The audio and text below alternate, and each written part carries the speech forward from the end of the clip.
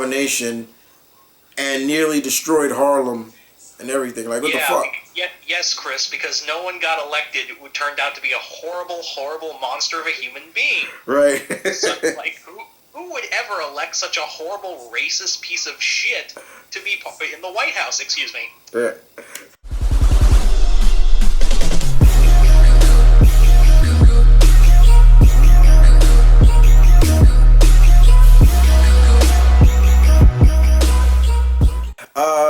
How's everybody doing out there? Mama and Kid here, guys, and I am being joined by somebody who I'll introduce to you guys. But we're here to talk about all the big news that came out about the MCU. Now, that person that I'm here to talk about is a guy you probably hear me talk about a lot, and he is Mr.Multiverse. You too kind. Yeah, guys, you guys have been asking me to like collaboro and things like that again. But yeah, me and Mr.Multiverse are here to talk about all that good stuff, all that goodness that came out from the investment summit or whatever it was called, and I think we're just gonna stick with the Marvel stuff for now, guys, and not go into the the Star Wars stuff. Maybe for another time, with that Star Wars stuff. But all the Star Wars stuff was, yeah. or the Disney stuff in general, or the Alien show, which holy shit. Right. So what we're gonna do, guys, is we're gonna kind of give our thoughts and opinions on it. And like I said, we're also going to talk about the... so we're going to go from the movies and then into the Disney Plus series.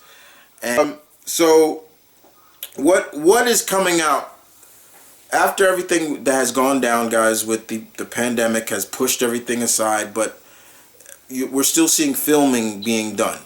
And we're still waiting on the Black Widow and of course the Eternals, and I know there's going to be a lot of people that don't know a shit about who the Eternals are, but that's also the beauty of those characters, because that was the same way people felt about the Guardians. Only people who maybe read the comics like me and Multi here, it was the same way. It's probably the same way with the Eternals. So the Eternals, Shang-Chi has just wrapped up, and I'm looking forward to Shang-Chi, and I'm really looking forward to that because I'm a huge Shang-Chi fan, and I think it's well deserved that it's him who's going to be, I guess you could say, the premier Asian character for the MCU, and just the whole concept, the lineup that they showed, and I called Razor Fist was going to be in it, and I'm like, I don't think he's going to look as weird with the knife hands like in the comics. The dude ain't got no hands. He just got knife hands. Do you but think he'll be like, Razor Fist will have like wrist blades instead? Yeah, probably. And we're going to get the real Mandarin, so we're going to get that, and my belief is they may switch a little bit of the origin of Shang-Chi in the MCU, while, instead of saying Fu Manchu or Zhang Yao being his father, they may say he's the son of the Mandarin. That's why he's so good. And I would not be so mad about that. I'd be like, okay, for the MCU that makes more sense. Okay, he's the son of the Mandarin. That's why he's so good. I figured that would be a good way of looking at it. Well, how do you feel about that? I think it's going to be the case. Just Marvel Comics, please don't suddenly do a retcon of saying he's Mandarin's son. Yeah, that's the only problem. I would think. Yeah, the problem that it comes down to with the with when these MCU movies, then Marvel Comics decide, okay, let's switch that in the comics. Don't do that. Like, just leave it the way it is. But yeah, Shang-Chi's wrapped up. I'm looking forward to seeing how Mr. Liu does as Shang-Chi, and I'm glad to see my girl Michelle Yeoh is gonna be in it, and you know, I am a fan of Awkwafina. I think she's really funny.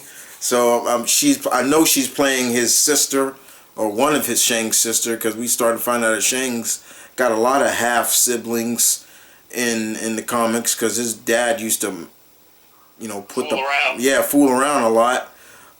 So yeah, you know, we're gonna see a lot, and hopefully, you know, we'll see. You know, we're gonna probably see the real 10 rings of Makinu, you know, and all that. So it'd be good, indeed. You know, seeing Shang and where they go with the character. I know the movie is supposed to take place during the snap, so the world is still kind of in a flux at the time. So it's like before everybody came back. So it's like only like 50% of the world is around. So it's like in that 5-year gap. Yeah, it's in that 5-year gap.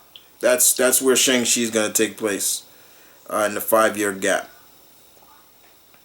So that's gonna say a lot right there. Yeah. Do you think we're going to get like some other not just Razor Fist, but maybe like some other martial artist characters? Like could we get like, I don't know, like some other assassin characters, or like I don't know, like, because you'd imagine that Mandarin would probably have like a whole like squad of martial artists around him. Mm-hmm. I have a feeling that we probably will. Like, I don't think we're gonna get like somebody like Iron Fist in there, but we could get a couple of other martial art characters that were around in the Shang-Chi comics. Another one of his half brothers who used to wear all black. I'm forgetting his name right now, but I doubt we're gonna get like Iron Fist or somebody like that, or maybe even White Tiger. I mean, I still think White Tiger could work in a TV series, you know. But we'll get into that. The reason why I'll bring up White Tiger later, guys. But yeah, but I think we are. Yeah, I was just gonna say like a wild one would be like someone like Black Tarantula or something. Oh yeah, that would be really interesting. I didn't think about that. Yeah, we could probably get Black Tarantula. For those who don't know who Black Tarantula is, he's a character that, if you think of those pulp era heroes like the Phantom, how it's passed down from father to son, That's kind of like the mantle of the Black Tarantula. It's a mantle that's passed down from the next. I mean, because it would make sense that maybe they would use him, because Echo is about to debut in the MCU, and it's not through Daredevil. It's coming through another show, you know. So we're gonna see Maya Lopez soon enough. So it does make a lot of sense, indeed. And Black Tarantula would be kind of cool to be like another antagonist, because that dude has got a body count. Yeah, he's got a body count. Let's be honest. The thing about, we have to showcase. They have to showcase why Shang-Chi is so good. You know, people ask me, especially me on my channel all the time, like, why do you hold Shang-Chi so high, Chris? And I'm like, because he is like, he has no powers truly, and he can beat superpowered heroes and villains. Yeah, remember the beatdown he put on Gorgon? Yeah, you know, he fought Doctor Doom, broke Doctor Doom's armor. Like, he became an Avenger because they saw this guy's good. He taught Spider-Man, when Spider-Man lost his spider sense for a while, he taught Peter how to don't relying on your spider sense, and help Peter create his own martial art, the way of the spider. It's like, this guy continues to shine, and more importantly, he continues to be the character that is paying homage to the great Bruce Lee. We all know he is the Bruce Lee of the Marvel Universe. That's pretty what he is. You know, he came out right after Mr. Lee passed away, and you could see the homage to that character. Many times, artists draw him looking just like Bruce Lee. The whole stance and everything. One of them is Mike Deodato. When he was drawing for Hickman's run of the Avengers, he drew Shang-Chi looking just like Bruce Lee, and I was like, yeah, I see where y'all going with that. So when they announced that Shang-Chi was getting a movie in the MCU, I was happy because a lot of people say, oh, this could be Marvel's first true martial art movie. I hope so too, but I do agree with what Shang-Chi's one of his co-creators said, Roy Thomas. It can't just be a martial art movie. It has to have a story and substance to it as well. And reasoning on why this guy was trained like the way he was trained, why he was like quarantined from life and just day after day after day training, nothing like that. There has to be a reason. You got to get behind the character, and hopefully they do a good job with that. You agree with that? Yeah. Mm-hmm. Absolutely. I think like you just can't a lot of martial arts movies you can make the argument of we just have a weak story so we can get to one fight to the next, but I got a feeling Marvel, the Marvel movies, the place based off of the House of Ideas is going to have a story at least. Yeah. So, yeah, go ahead. The other thing is, like I just thought of it, like what other characters you could see in here. We could get Gorgon or Lady Deathstrike as part of Mandarin's entourage. If they bring in Yoiko, I'll piss my pants again, because that's like, whoa, they bringing in Yoiko Yamada. Oh, okay. And that's already like, well, isn't she a X-Men villain? No, she's not really an X-Men villain. She doesn't really mess with the X-Men. She just messes with one X-Men. And yeah, she won't sleep with that X-Men. Yeah.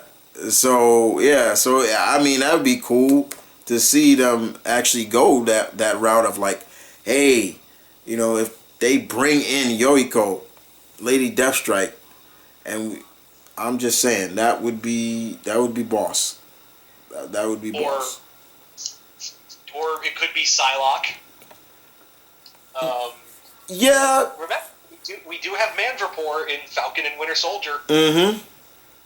I mean, and we already know that we saw Braddock in the past, so it's like, okay, what Braddock was that? There are, to me, it feels like the seeds of the mutants are being planted, but we're just not gonna. And that's kind of what I want, guys. I don't want every mutant crammed into one X-Men movie. The problems, what Fox did. Fox did that, I hate to say it, but beautifully. Just shove every character in there. They don't really have enough screen time so you to get to know these characters, and they're just like, hey, it was just fanfare. And I mean, you want more proof?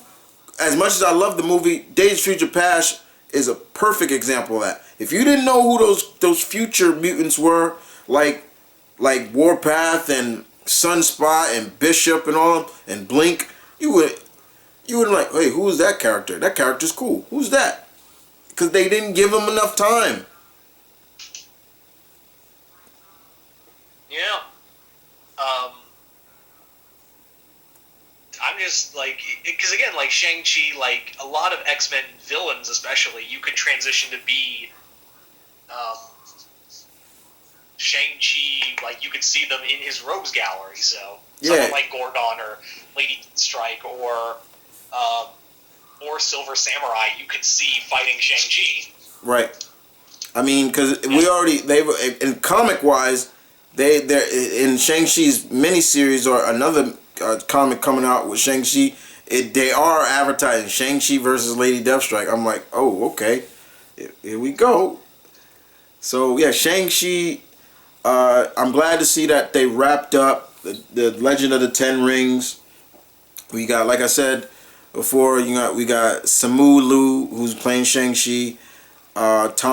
Tony Ling is playing the Mandarin, but they got him under a different name, but you know who it is. We got Aquafina playing Kitty, who I believe is his sister. And like I said, once again, the cast is predominantly Asian, with only, as they show, I'm looking at the post here, only Florina Mandamu, I hope I'm pronouncing his name right, who's playing Razor Fist. But everybody else is Asian, and they're following in the same footsteps as the Black Panther movie. And it makes sense. It makes sense. You would want that, and I think it will help. It is about diversity, and you do want, everybody wants to see someone who looks like them in the MCU. I mean, we got this role, we got the Black Panther, and more African American characters coming out. Shang-Chi's another one. We got Kamala is coming soon. Now the only one that's truly missing is we need the representation for our Latino geeks out there. So yeah, I mean, so that's another thing that needs to go. But yeah, I'm glad Shang-Chi will be out, and that'll be out July 9th, 2021. We'll see how that goes. Hopefully it is good, and we do see great works of art, and I don't just mean martial arts, but just a good story as well. And I hope it opens people's eyes who's never read Shang-Chi to the possibilities of, I know a little bit more about Shang-Chi, so that's going to be a good thing for me. What show do you want to talk about next? Okay, so let's do one show right now. Okay, we're gonna do we know WandaVision's coming. They showed the Loki trailer, which was fine, but let's talk about the Hawkeye. Let's talk about Hawkeye here before going back to the movie side of things. Yeah, I totally forgot that the plan was movies. Sorry, that was my bad, guys. Yeah, we kind of had a plan, guys, but now it's fine. Okay, so Hawkeye it seems like when Hawkeye was announced, well, you guys know me. I'm a big lover of archery, and I love archers. And, when it comes to archers in the comics, I'm a big fan of Hawkeye and Green Arrow and people like that. Clint is one of my favorite Avengers, and I know in the MCU he's a lot different. He's not as wisecracking as he is in the comics. He feels more like the ultimate version of a Hawkeye. But Jeremy Renner, when he got the time to really kind of explore the character, I think we all appreciated it more than what we got in the first Avengers movie, because he was like, okay, he got controlled, and then it wasn't until the end he got, come back to normal. But in 2, we got to see that he's a family man. Nick Fury has kept his family out of danger, things like that. His wife is Velma. Just the actress. Well, she played Velma. She voiced Wendy in Gravity Falls. Yeah, that is her, right? Okay. Yeah, it is her. Okay, yeah, and she voiced Wendy. But now, after a while, we saw what happened after the snap. After Civil War, Clint got put on house arrest. He felt, okay, it was either go to jail or be with my family. He chose the latter. He's a family man. You get it. You understand that. He now has 3 children, and then after the snap, we saw that. I mean, I'm not gonna sit there and lie to you guys. Seeing his family disappear, and him looking for them, that even brought a tear to my eye. I'm like, oh shit! He was just teaching his daughter how to shoot an arrow, and you just saw the dust. It was just like, Yeah. Did you ever watch that Screen Rant pitch for Endgame? Where you've seen the Screen Rant movie pitches, right? I think I have. I'm not a big follower of Screen Rant too much, but what happened? Basically, they have this guy plays a producer and a writer, and it plays this moment where it's like, oh yeah, so we're going to have in the trailer Clint Barton. Oh, Clint's back? Yes, but his whole family's dead. Oh, you're ruthless and I hate you. Oh, Jesus. What? Why are you like this, writer? I don't know. Rough childhood. Yeah. Oh, that's ridiculous.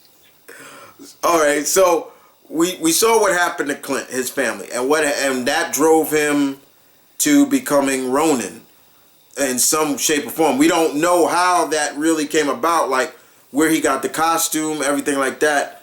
But we do see him in Japan later on in what was that? Infinity, yeah. Him in Japan fighting, I guess, Yakuza or something like that. So we do know he had some time as this character as Ronin, which Hawkeye has been. There's been many guys who have been been Ronin. So he was the new Ronin. So when he get his family back, now what's stopping him from? Why would he continue to be Hawkeye? The show Hawkeye now is kind of him passing the torch of that mantle on to someone else. That someone else being Kate Bishop, who is played by Haley Steinfeld. Perfect choice in my opinion. I think I think a lot of people forget she voiced Spider-Gwen. She was the voice of Spider-Gwen. She was also in Bumblebee, which was actually a really good Transformers movie. You mean the only other good Transformers movie aside from the 80s one. Right. And she's now going to be Kate Bishop. There's stills of them walking, and you see her in her purple and everything like that. Her look is practical for what it is. But I think it's perfect for her. Once they said she was going to be Kate Bishop, I was like, damn, that's good casting. Once again, Marvel does it with the casting. That's perfect. Yeah. And this whole show looks like it's just going to be the Matt Fraction run. Yeah, I think that's where they're going with it, with the Matt Fraction run. I believe Barney Barton is going to be in the show, so we're going to see Clint's brother, his older brother. And the swordsman. The swords, yeah, they're going to be in it, as well as, Echo. Echo is going to be in the show. Echo being we all know Echo. She is deaf. She is half Native American, half Latino. Her name is Maya Lopez, and like I said, she can't hear. She has to look at you. She can read lips though, if you got to be right in front of her. So it's going to be really interesting to see how they play that off. And her look is. Clint's also deaf. Right. Clint? Isn't he deaf? Yeah, Clint's deaf. Like, a lot of people forget that. Yeah. So, Maya's going to be in that. And there's other actors that are also joining the cast. And there's rumors that Florence Pugh, who plays Yelena, is going to be in it. So I'm like, okay, what the hell? Like, what is this? When is this taking place? Because we also have the main villain's probably going to be the clown, because the clown is in the movie. And for those who don't know who the clown was an Russian assassin who his backstory's effed up. I can't even tell you on here without you getting demonetized. Mm-hmm.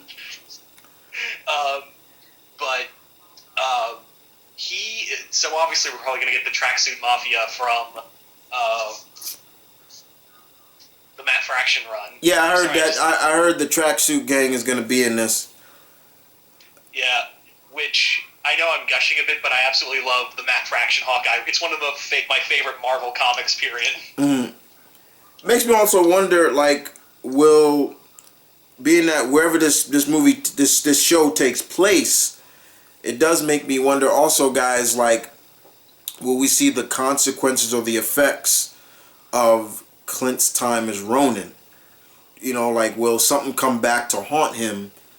You know, they find out that, oh, he was Ronin. Okay, let's get him. You know, let's do something. I have a feeling that is going to play up, and if it does, then maybe there's the reason why Maya Lopez is in this. Get it? You see where I'm going at with that? Yeah, and you don't see his family. They haven't mentioned his family at all. So I'm wondering, did Miss Barton up and go, we got snapped out of existence and you slaughtered people for 5 years? Yeah, we're done. That is a good question right there. But yeah, the Hawkeye series, guys, I am looking forward to, because I'm really looking forward to seeing how much of the what chemistry we're gonna see between Mr. Renner and Miss Steinfeld. Like, how good are the chemistry gonna? Because in the comics, Kate and Clint's relationship is just crazy. It's like the big brother little sister, but the little sister thinks she's better than the big brother, and it gets really tipsy turvy at times, but it's so much fun. I don't. It's also a little effed up. Like, do you remember? Again, going back to the Matt Fraction run, there's a moment where when Kate turns 18, he's like, I can't be around. He's like, why not? Because now I have to sleep with you. Why do you have to sleep with me? Oh yeah, I remember. Jesus Christ, yeah, I remember. He's like, he's like, oh, like, he's like having this general conversation, like, oh no, I'm probably going to sleep with you. No, Clint. Yeah. So yeah, they're definitely taking the Matt Fraction run, and that's fine, you know. But I hope they intertwine a lot of, you know, the concept of what Clint was doing prior to the, you know, the snap and everything like that, and that could play a factor as well. The images show like he's just that they showed the images that he's just decked out in street clothes, but he looks hurt at one point. There's one image where he's like holding his shoulder, and I'm like, okay, what must have gotten into a fight. So yeah, it's gonna be interesting to see. And will this be the end of Mr.? Is this the end for Mr. Renner as Hawkeye, as Clint Barton? Like this is like, okay, I'm done. I'm officially really done this time. There's a new Hawkeye. Her name's Kate Bishop. You know, who knows? Yeah. You know. And let me throw this out. You know, could be in this universe, could Echo have been the one to help teach Clint to deal with his, you know, hearing impairment? Like, she could have been his stick. Mm-hmm. Yeah. It does make me wonder. Also, even the fact of like, maybe she was also a part of. Maybe she was Ronin, and he took it over. You like what really happened in the comics. Remember, Echo was Ronin before Clint, so maybe she was like, okay, you take it while this is going, and you know, maybe to throw off the Yaku, because maybe they were getting too close to her identity, and okay, now we'll throw it off. You know. Yeah. Or the tracksuit mafia got to her or something. Mm-hmm. So, and that's the other thing, like, yeah, also, she's been dead for a while, so maybe when Hawkeye comes around, we can have Maya be resurrected. Right. Well, it's all gravy. It's just like, okay, we'll have to see where this goes. But yeah, man, like, I'm looking forward to it. Hawkeye was one of the shows I definitely was looking forward to. Captain Marvel 2. So Brie is, of course, she's coming back. But this time around, the movie will be out, supposedly be out November 11th, 2022. It's going to be directed by Naya DaCosta. And not only will Brie be back, but Iman Vertali, who's going to be Kamala Khan in Ms. Marvel series, she's gonna be in it, as well as Monica Rambeau, who we're gonna see older Monica in WandaVision. She's gonna be in that. So those were clear cut. I knew those characters. Remember, the TV Disney Plus series characters. They're not. Remember what Kevin Feige said, guys. They're not just gonna be in the TV series. They're also gonna intertwine into the movies. So I knew that was gonna happen. I was like, okay, yeah, Kamala's definitely gonna be in it somewhere, some shape or form, and Monica definitely. The question for me, and I'll say even throw it at Multi here, is will we see Monica with her light manipulation powers, or will she get it in this movie? Will she get it in WandaVision, or will she get it in this movie? I feel that she's already going to have her powers, so she can help. Say it's going to be. I think it's going to be too fast, too soon for in WandaVision. So I think it's going to be Captain Marvel too. Okay. Like maybe, and this will also tie in because, and we're going to talk about this. Did everyone notice that they didn't bring up an antagonist yet for Captain Marvel 2? Right. That was the biggest thing. Also, if you go to Marvel's Facebook page or anything, and they're talking about Captain Marvel, they never mention antagonists, like who is the villain. The one thing about Carol Danvers that has always been a boggle with her is she doesn't have a big rogues gallery. Outside of Moonstone, Doomsday Man, and a couple other characters, she's mainly don't have a big rogues gallery. But the main villain she's always is a certain shapeshifter and her adopted daughter. So a certain Southern Belle. Yeah, a certain Southern Belle, who is one of my favorite female characters in comics. Could we see maybe in an end credit the introduction of Mystique and Anna Maria, aka Rogue, and they catch her off guard? I know some people say, "Oh no, that's kind of stupid," but no, think about it. What would be a good way of like maybe taking Carol out for a while by putting her in a coma? Rogue just grabs her and it would have to be something of like, okay, Rogue's really gotta grab her, like puts her in some kind of lock and like, okay, I'm draining you. Like there you go. Cause well, let me throw this out.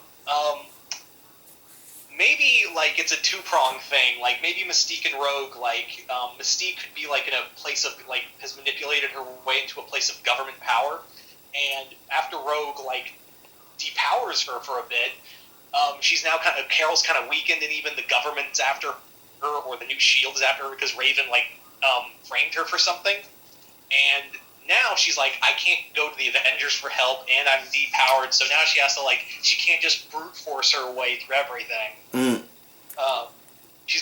Carol's got to play smart, and maybe that's how she runs into Kamala. Maybe half of her powers are gone, and she's just trying to fly away. She can't do it. Crash lands in New Jersey.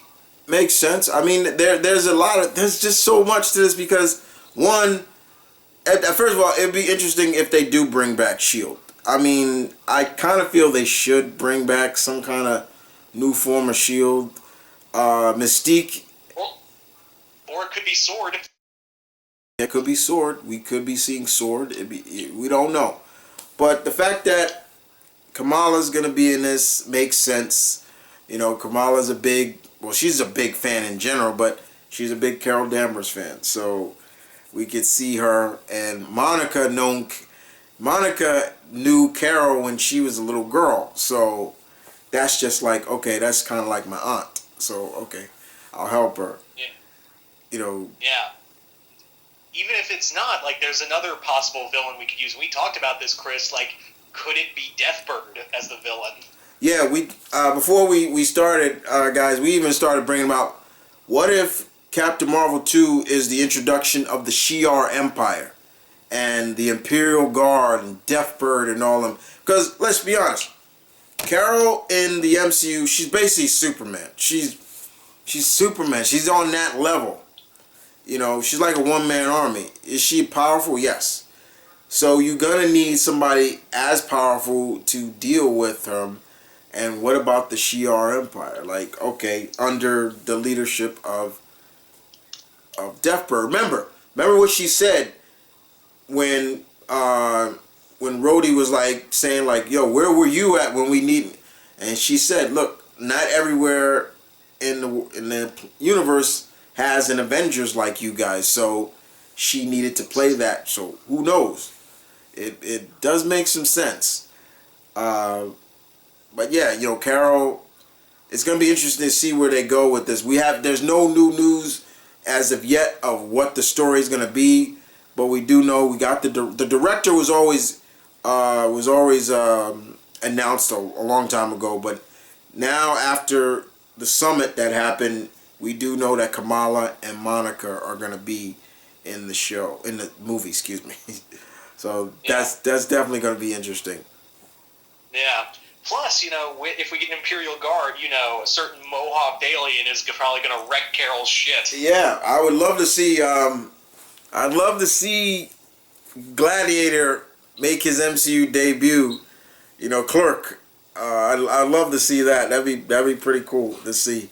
Yeah, and if we're doing if we still have the Skrulls in here, there's a possibility we could get like maybe Vernaki, right, or Pybok, even you know. Yeah. Or maybe the Super Skrull. The Super Skrull, yeah. But I feel it's going to be in another movie we're going to talk about soon. Right. We're going to get to that. So, outside of that, those are pretty much the movie side of things. They've kind of went a little bit less on. Outside of that, Carol's movie, Shang-Chi, but they did announce some things that are coming out from Thor, Love and Thunder. And we're going to talk about those right now before jumping into fully the TV series, and the last thing we'll leave out. That certain something that we're going to talk about. There's the Ant-Man movie. Yeah, the Ant-Man movie. Okay, I forgot about that. Yeah. So, Thor and Love and Thunder. They announced who Christian Bale is playing, and guys, we all called that. You know, he's going to play Gorr, the God Butcher. This is a character that Jason Aaron's, the great Jason Aaron's, on his great Thor run introduced. Gorr was an alien who was from another world, and his world was dying. He pleaded to his gods to help. They didn't help. Then he pleaded to Thor, you know, and then he went around just killing gods because he felt they weren't living up to being what they were, you know, serving the mortals in a sense. And he went around just killing as many gods as he could until he ran into Thor Odinson. And he fought Thor when Thor was young and brash and didn't have Mjolnir. He had his axe, which I'm not going to pronounce because I still don't know how to pronounce that. It's a very Scandinavian name. I say Jabba Jabbar, but I know I'm butchering it every time I say it. But yeah. But Christian Bale, you know, Christian Bale's a hell of an actor to me. You know, he's a great talent. You know, he played Batman. This is not the first character in the comic he's played. He's played Batman. You know, he's played older John Connor. You know, he's played other great characters from literature, including Bagheera. You know, he was Bagheera the Panther in the Mowgli story. But I find it great that he's going to be Gorr. You know, I find it great. I hope they really just go real ham with the prosthetic makeup. Like, make him look menacing. Like, don't make him look. And he needs the ebony blade. Yeah, he needs the ebony blade. Yeah. Wait, that's Black Knight's sword. Yeah, that's Black Knight's sword. His is the all black. Yeah. Like it's the Necro blade. Yeah, it's the Necro blade. The Necro blade, right. The question that is also being thrown around, because there were a lot of characters I thought he was going to play. One, I thought he was going to be Kang, Thor's uncle, the Serpent.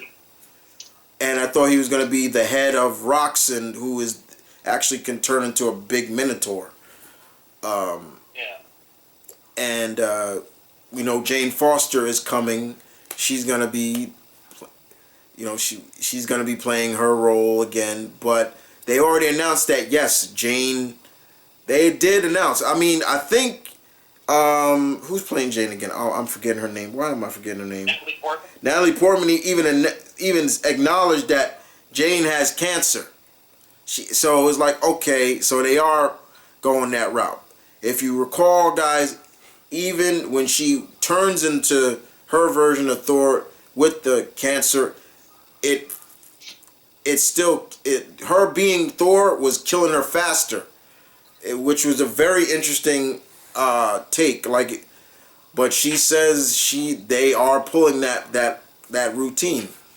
But it's not just. It was just announced now that Jamie Alexander, who played Sif in the first two Thor movies, is returning. This is interesting because she wasn't seen in Ragnarok. And the question to me is like, where the hell was she then? What happened to her? Now, Jamie Alexander was doing a show on NBC where it was a good show. It was actually a really good. I did watch the show. She was she had amnesia. She was the first, I think, female Navy SEAL, because there's never been a female Navy SEAL in the history. But she had all these tattoos over her, and she would help the FBI solve crimes because of the tattoos played a factor in it. It was actually a good show. It was really good. So now she's back. Did it get canceled or did it end? It ended. It ended. It ran for 5 seasons, but it ended. But yeah, in a sense, it did get canceled. But it ended on a note like, okay, I get it. But she's back. Okay. It's back. She's back as Sif, and it's good to have Sif back because all the famous Asgardians either are dead or Marvel did not introduce them. Balder is another example. Was never introduced. Yeah. Remember,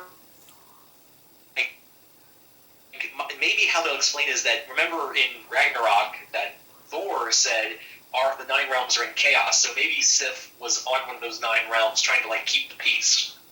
That is true. Yeah. But it still makes me wonder, like we talked about this as well, with Gorr, like where is he gonna play into this? Because you gotta show him being kind of like the menace. Like, if he's called the God Butcher, okay, he's gotta be doing something, like maybe killing off a pantheon or something like that. Yeah. Wouldn't it, dude, and I feel like this would make you mad the most, is that maybe they're showing the Olympian gods and he just guts Hercules. No, don't do that.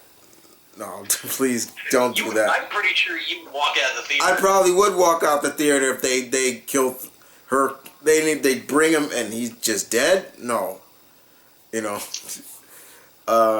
So yeah, man. Like, it's good to know that sometimes, guys, we as these geeks, we can kind of call who these actors are going to play. I think we all figured Gorr would have been the character. And if you've never read the run that the character that Christian Bale is playing, I do recommend it. It's by Jason Aaron's. He did a great job. Aaron's did such a great job writing Thor. He put more mythos to the character, and it even made you more appreciative of the mythos of Thor. And then, of course, the future side of Thor, like we got to see King Thor and his granddaughters, and it was like, yo, this is cool. This is real cool. I was loving that. You know. Absolutely, yeah. And it's actually like it's about time we got the Jason Aaron run done in the movies. Right. We'll see. Yeah. We'll just have to see. You know. But Thor, Love and Thunder, I think it comes out in May of 2022. So we'll see about that. And hopefully, in my opinion, hopefully a certain horse-faced Corbinite is also in the movie. I want Beta Ray Bill, guys. I want to see Thor either pass Stormbreaker off to him, like, here you go, like you can hold it, you can carry it. Because let's be honest, Stormbreaker is. Though, how much you bet if he is in the movie? I'm sorry. Go ahead. No, go ahead. I was listening. I was listening to you. Oh, okay. How much you bet if Beta Ray Bill is in the movie, he is going to be the one that Gorr's he's the one who wiped out Gorr's planet. That'd be excuse me. No, Gorr is the one who wiped out Corbin. You know, Beta Ray Bill's home. Yeah, you brought that up, and I thought that was an interesting take as well. People worship gods. I'll show you a god killer. Right. It does make you one, because we all know, guys, like in the MCU, gods are not even the Asgardians are looked more as aliens than gods. You know, even though they live long, we heard Thor how old he is. It's like, Jesus Christ, you know, but they're not looked at as gods. You know, even though Tony even said Thor is a demigod, and I'm like, no, Tony's not a demigod. A demigod means somebody, one of his parents is mortal. The other is a god. Like Percy Jackson. He's a demigod. That's a demigod. Not Thor. He's a god, because both his parents are gods. So yeah. Thor Love and Thunder. And the other movie that was announced that they really gave more is the Ant-Man movie. The third Ant-Man movie called Quantumania. Ant-Man and the Wasp, Quantumania. This sounds like a wrestling event, in my opinion. I don't mind it, but this is really interesting. Everybody's coming back. And the villain in it, played by Jonathan Majors, Kang, the motherfucking Conqueror. Now, right there is interesting, because I've already started seeing it on Twitter and Instagram, like, whoa, they're giving Ant-Man Kang instead of him being in the Avengers. That's I can understand where people are coming from, but let's be honest. Let's be real. Also, guys, the MCU, they try to stay as accurate as they can to the source, but also it's also cool when they take that left turn at Albuquerque. You know what I'm saying? Like okay, yeah, you think, we're going that way with it. I'm a big fan of Kang. You know, we all know he's from the 25th century, right? Yeah, 25th century. Yeah. You know, he's from the future. And in that future, you know, the Avengers are gone. Like, he is like the savior of the world. And what's going to bring this futurist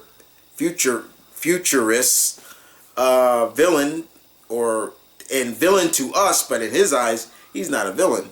What's going to bring him to mess with Scott and Hope and Hank and Janet and Cassie? Now, as you guys, you probably read or didn't hear, Cassie, they recasted Cassie in this movie, older Cassie. She's going to be played by the actress who's in the new movie Freaky, which I want to watch, and she was also in one of the Paranormal Activity movies. I think it was the third one she was in. Catherine Newton will play Cassie now, instead of the actress who we saw grown up in Endgame. Do I mind that they recasted her? I'm a little like, I don't understand what was the reason for the recasting. I don't, but I will say now Cassie is more comic accurate because she's blonde now. Instead of brunette. But it's Kang that's really got. It's really like, whoa, Kang the Conqueror. What? This is another character who just is like that second echelon's major Avenger level villain. Like, we all know this character. When it comes to the Avengers, there are two characters that we always think about. Ultron, Kang. But Kang, Multi, give us your take on what the hell. Yeah, I was excited for this. If anyone's going to wear the crown that Thanos left behind for best MCU villain, it's got to be Kang or a certain giant purple man. Even though, yes, that one's not really a villain, he just does what he does. But, the big thing is, like, why is he going after Scott? Here's my theory, is that in the previous timeline, the snap was never resolved. Like, mankind just kept going, and eventually, Kang became the savior of the world. But when the Avengers muddled with the timeline, that timeline got erased, and Kang's wife Ravonna got erased along with it. So Kang's like, I'm gonna go back there and put my foot up. The guy who helped them find out time travel, I'm gonna put my foot up Scott Lang's ass. That right, y'all hear what he just said, right? That's not a bad notion to go with. Like, yeah, it's why go after Scott? Why go after the Pyms? Because they're the discoverers of the quantum realm, the Pym particles, everything that played a factor into how they were able to do the things they do. You go to the source, you deal with the source, and yeah, the way Multi said it makes perfect sense. My biggest also question is, will we see Cassie take up her mantle as Stature, or will they have her take up her role as Stinger? Because after she was brought back in the comics, because remember, she was killed by Doctor Doom in Young Avengers Crusade. She came back, but she didn't resume her place as Stature. She became Stinger, another insect-like character who can shift and everything like that. And a title she had in the Spider-Girl universe. Right. Yeah. So it does make me wonder, guys, like, will we see her take up that mantle? Because I'm calling it right now, guys. Kevin Feige and Marvel think they're slick. They think they're slick because I saw that, like, the way they seem to be putting the pieces together for either a Young Avengers or a Champions team. Because we got Cassie, we got Kate, we got Kamala, and we got Riri Williams.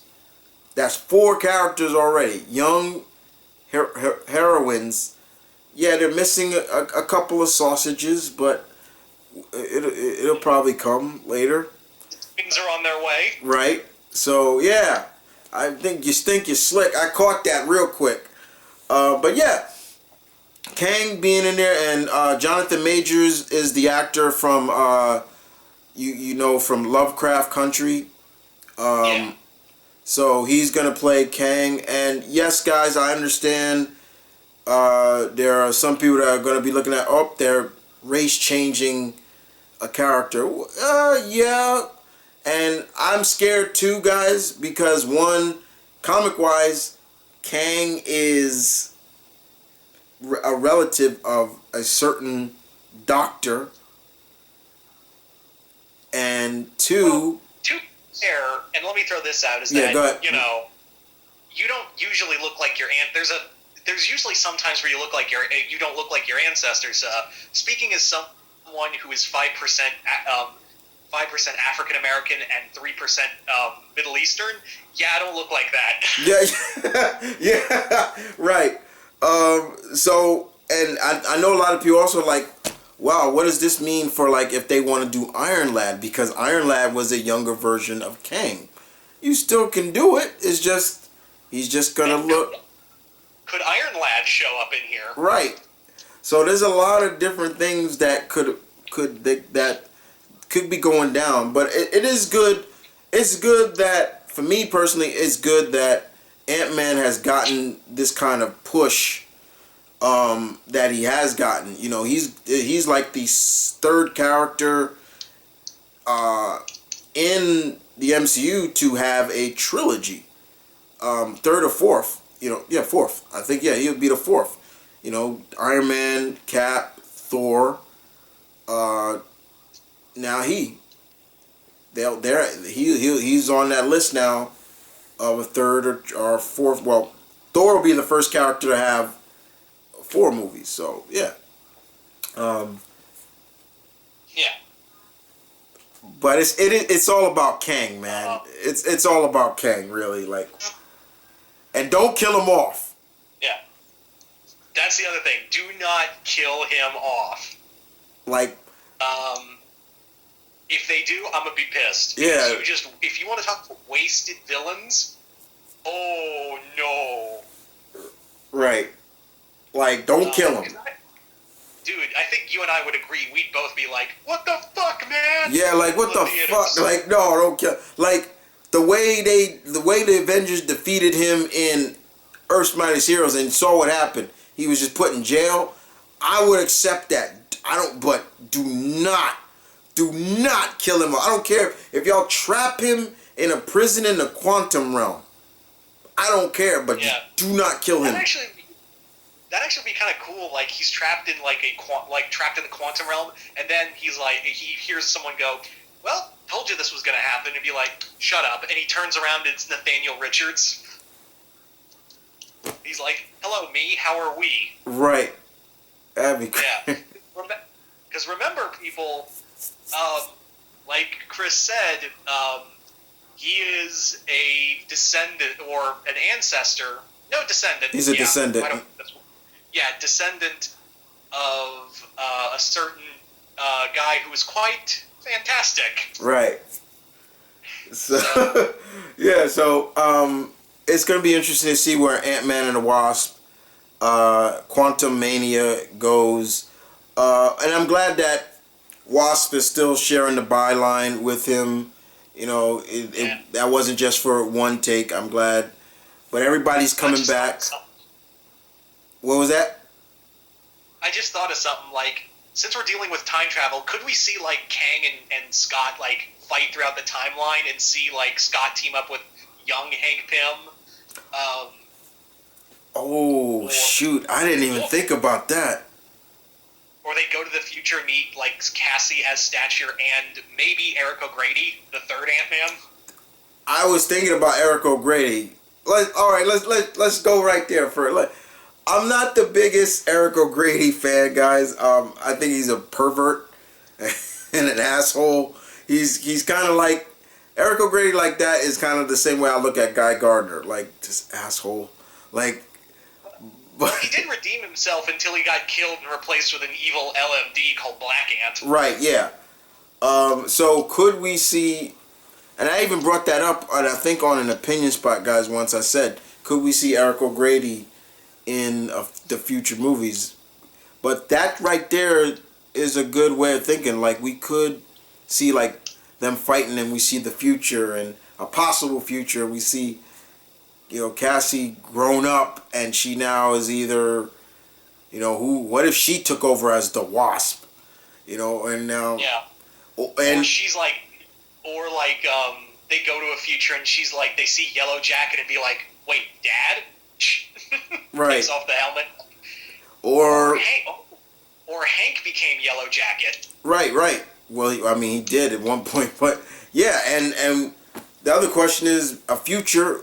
Could we see Nadia Pym? Like, okay, like, yeah, it'd be kind of hard to do her now because then that would mean Hank had she could be like in a possible different world. Like, they follow that rule. Like, before Janet, Hank had another wife, and there you go. Or he was alone for a long time. Yeah, right. He was alone for a while, so somewhere down the line, maybe he got busy with somebody, or just a one night stand. That person got pregnant, and boom. These are just possibilities, guys. We're just throwing stuff out, just throwing stuff at the wall. And it's a time travel movie. Yeah. So, yeah, Ant-Man and the Wasp, Quantumania, like I said, sounds like a wrestling event. Yeah. Welcome to Quantumania. Yeah. Okay. It would be funny, like, they're time traveling and be like, they see, they fall into the future and be like, wait, who the hell are you? And they like, folks call me Black Ant. Yeah. He takes off but you can call me Eric. Oh, Jesus. Yeah. So we'll leave the last real movie aside, guys. We're gonna just focus now on the TV shows, and we're gonna kick it off again with a character I've been saying for the longest. I can't wait till she comes in. I can't wait to see when she comes in. And yeah, we got, when they announced She-Hulk, it was I blew my mind, because I'm like, yes, we're getting Jennifer. He says. I'm pretty sure something else blew too. Right. Oh, yeah. Oh, no. Okay. But it's good to see that the second in the Banner Walters family is coming. Jennifer Walters, aka She-Hulk, the Jade Glamazon, Bruce Banner's cousin, who, as you all know, got into a bad accident. She was basically shot, and her reluctant cousin gave her a emergency blood transfusion, and that irradiated blood mixed with hers, and of course we know what happened later on from there. The actress who's going to be playing Jennifer Walters, perfect. I think she's going to nail it. We all know her from the show, what's that show, Multi? Orphan Black. Orphan Black. The actress? Yeah. She's really good to play multiple personalities. And trust me, if it's one thing a Hulk has, it's multiple personalities. Right. So the actress, the name I was looking for was Tatiana Maslany. Alani. I hope I'm saying her name right. Once again, if I butchered, I apologize. She's gonna play General. She has been denying it since it was announced. And that's what I said before. These actors do that a lot to try to throw us off the scent, but it don't work. Don't ever feel that way. But it was announced at the event, guys, that not only is she coming, she's going to be the character, of course.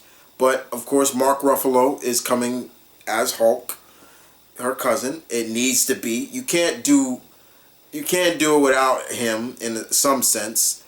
But it was also announced that Timothy Roth, the Abomination, is returning.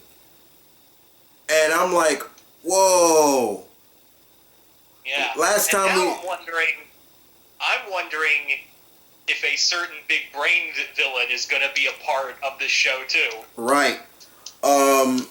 It does make me wonder if the leader is coming as well. Because remember, for all those who go way back to Incredible Hulk, we saw what was happening to Stern. Bruce's blood was pouring into his open wound in his head, and we saw his head getting bigger, and he started smiling and almost like, yeah, I'm enjoying this. Like his intelligence was getting more intellect. It makes me wonder, will he be in it? Will they bring back the same actor? Because last time we heard Blonsky, the Abomination, he was in a jail, a S.H.I.E.L.D. prison in the Antarctic. So, but S.H.I.E.L.D's no more.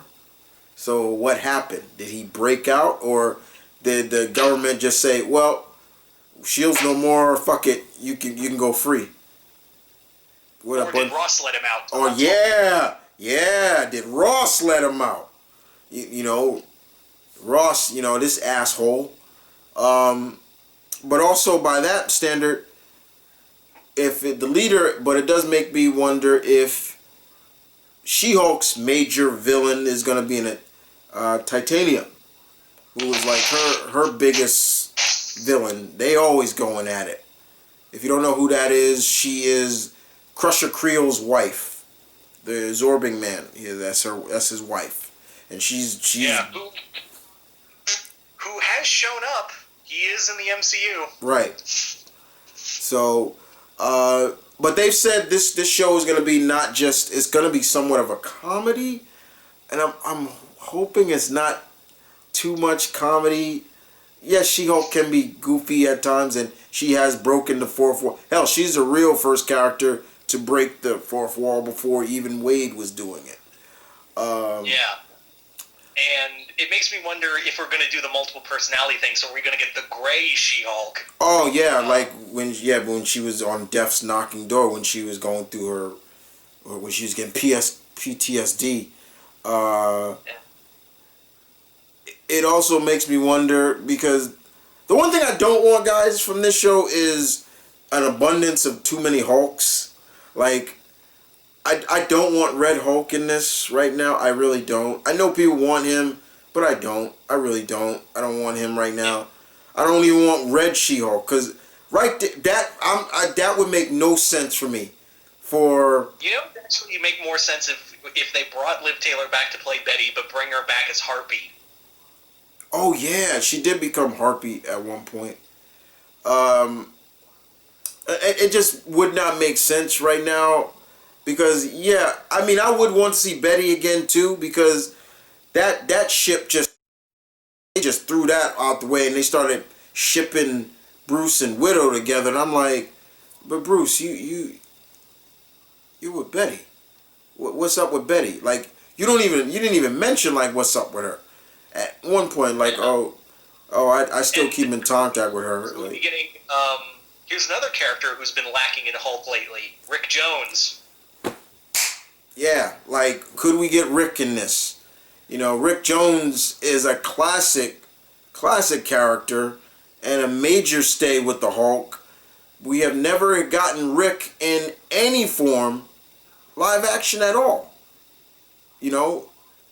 But it does. We're gonna see Jennifer do her job as a lawyer, and that's also the big question: is how she's gonna look. Like, will they have Tatiana's face, but a different body for her, kind of like what they did with Captain America? When he was skinny Steve, they had a skinnier actor, but had his head on top of it. Because these shows are going to be at almost like the same budget as these movies. So it's like they could do it.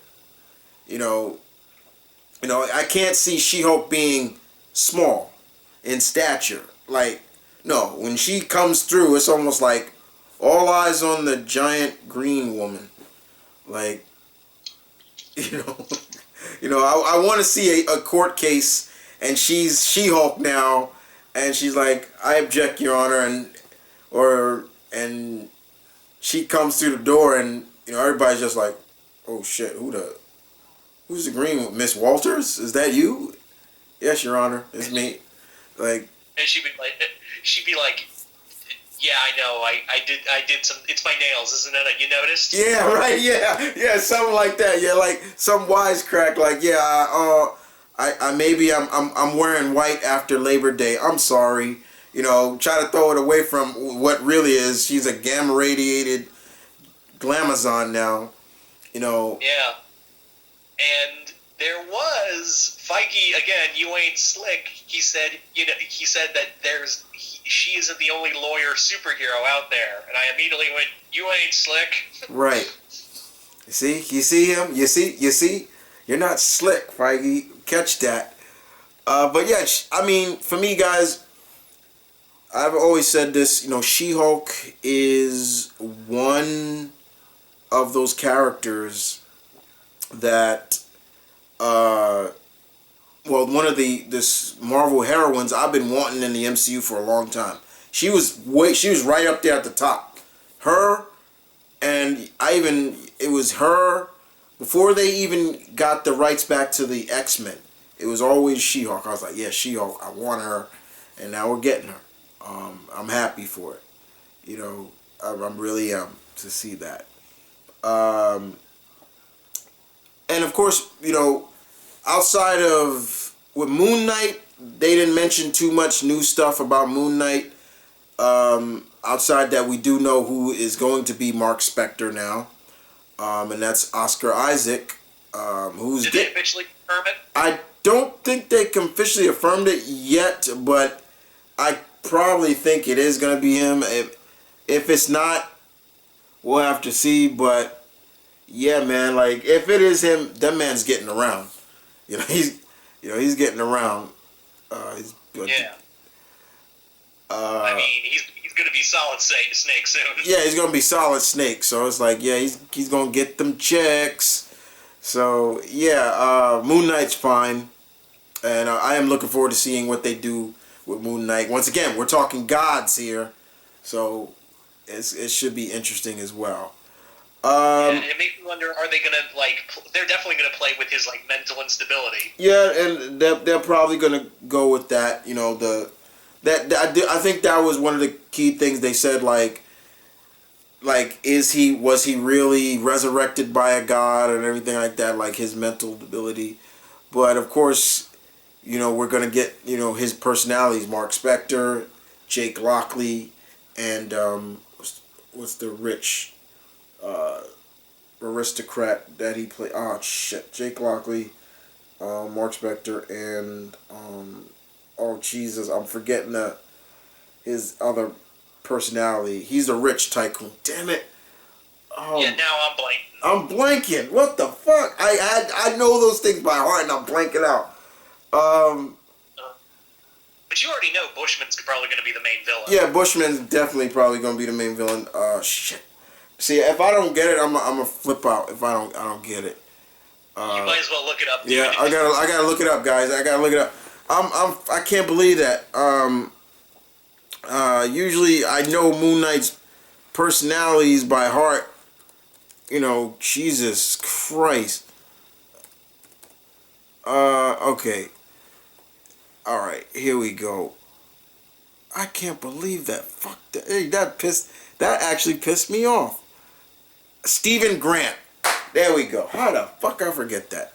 Stephen Grant. I knew it was something Grant. Yes. I knew it was something Grant, but I was like, I can't remember the first name. Yeah, Jake Lockley. Jake Lockley being the cab driver, and Stephen Grant was the rich tycoon, so he can keep his eyes on all types of evil, from the streets as a cabbie and the corporate side of evil as well.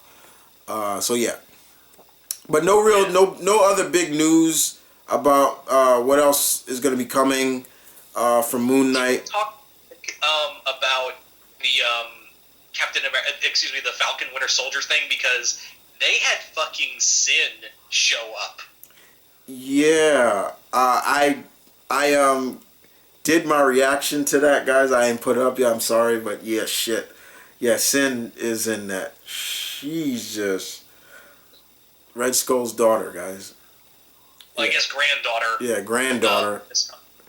Yeah. That's one of the other shows that I'm looking forward to too. And the What If too. The What If, it looks good. That should be fun. Yeah.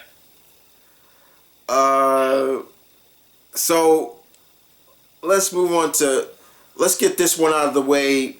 These two out of the way, really, because the other TV shows are going to get bigger. There's going to be some shorts called I Am Groot. So Groot is getting his own shorts. Fun. Groot.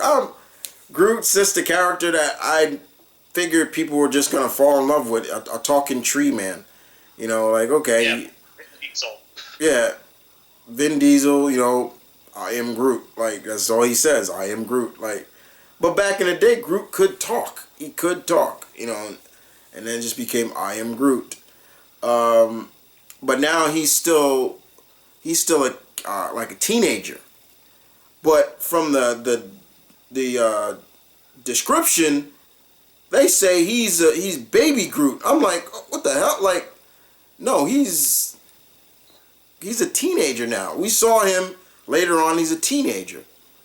Whatever. Maybe this is supposed to be like his time as baby Groot. Yeah, maybe that's what it is. But it is what it is. They're not. It's not like a full series. It's just shorts that are gonna be on Disney Plus. The other one, in keeping with the Guardians of the Galaxy, comes out in 2020. James Gunn is bringing us the Guardians of the Galaxy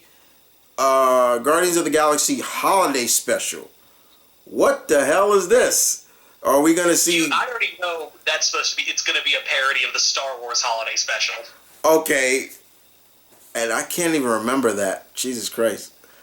It's on YouTube. If you want to go watch it and lose your mind. Yeah, I've got to probably go in there and watch it again. Because at first I thought it was going to be, it's going to be Peter basically teaching the Guardians about of Christmas.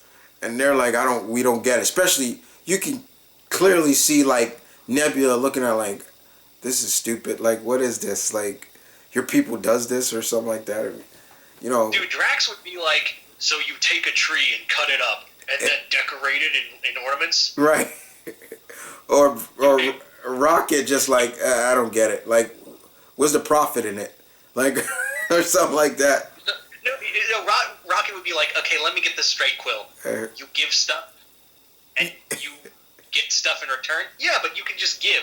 Yeah, but what if I just want? Right. Right, yeah. Right, yeah, but I want it more. Like, yeah. That oh god, that's Rocket to a T right there. Yeah.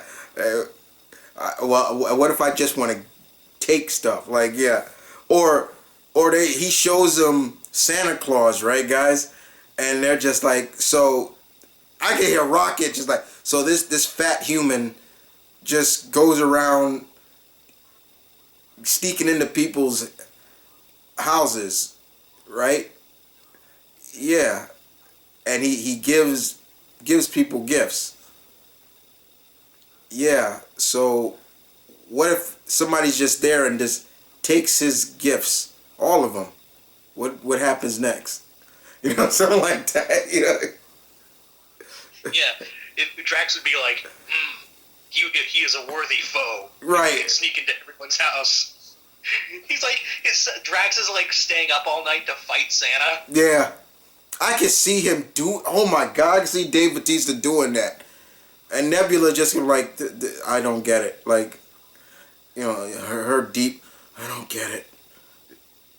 Just, I'm wondering what this is, because James Gunn is directing it, so this is going to be really interesting.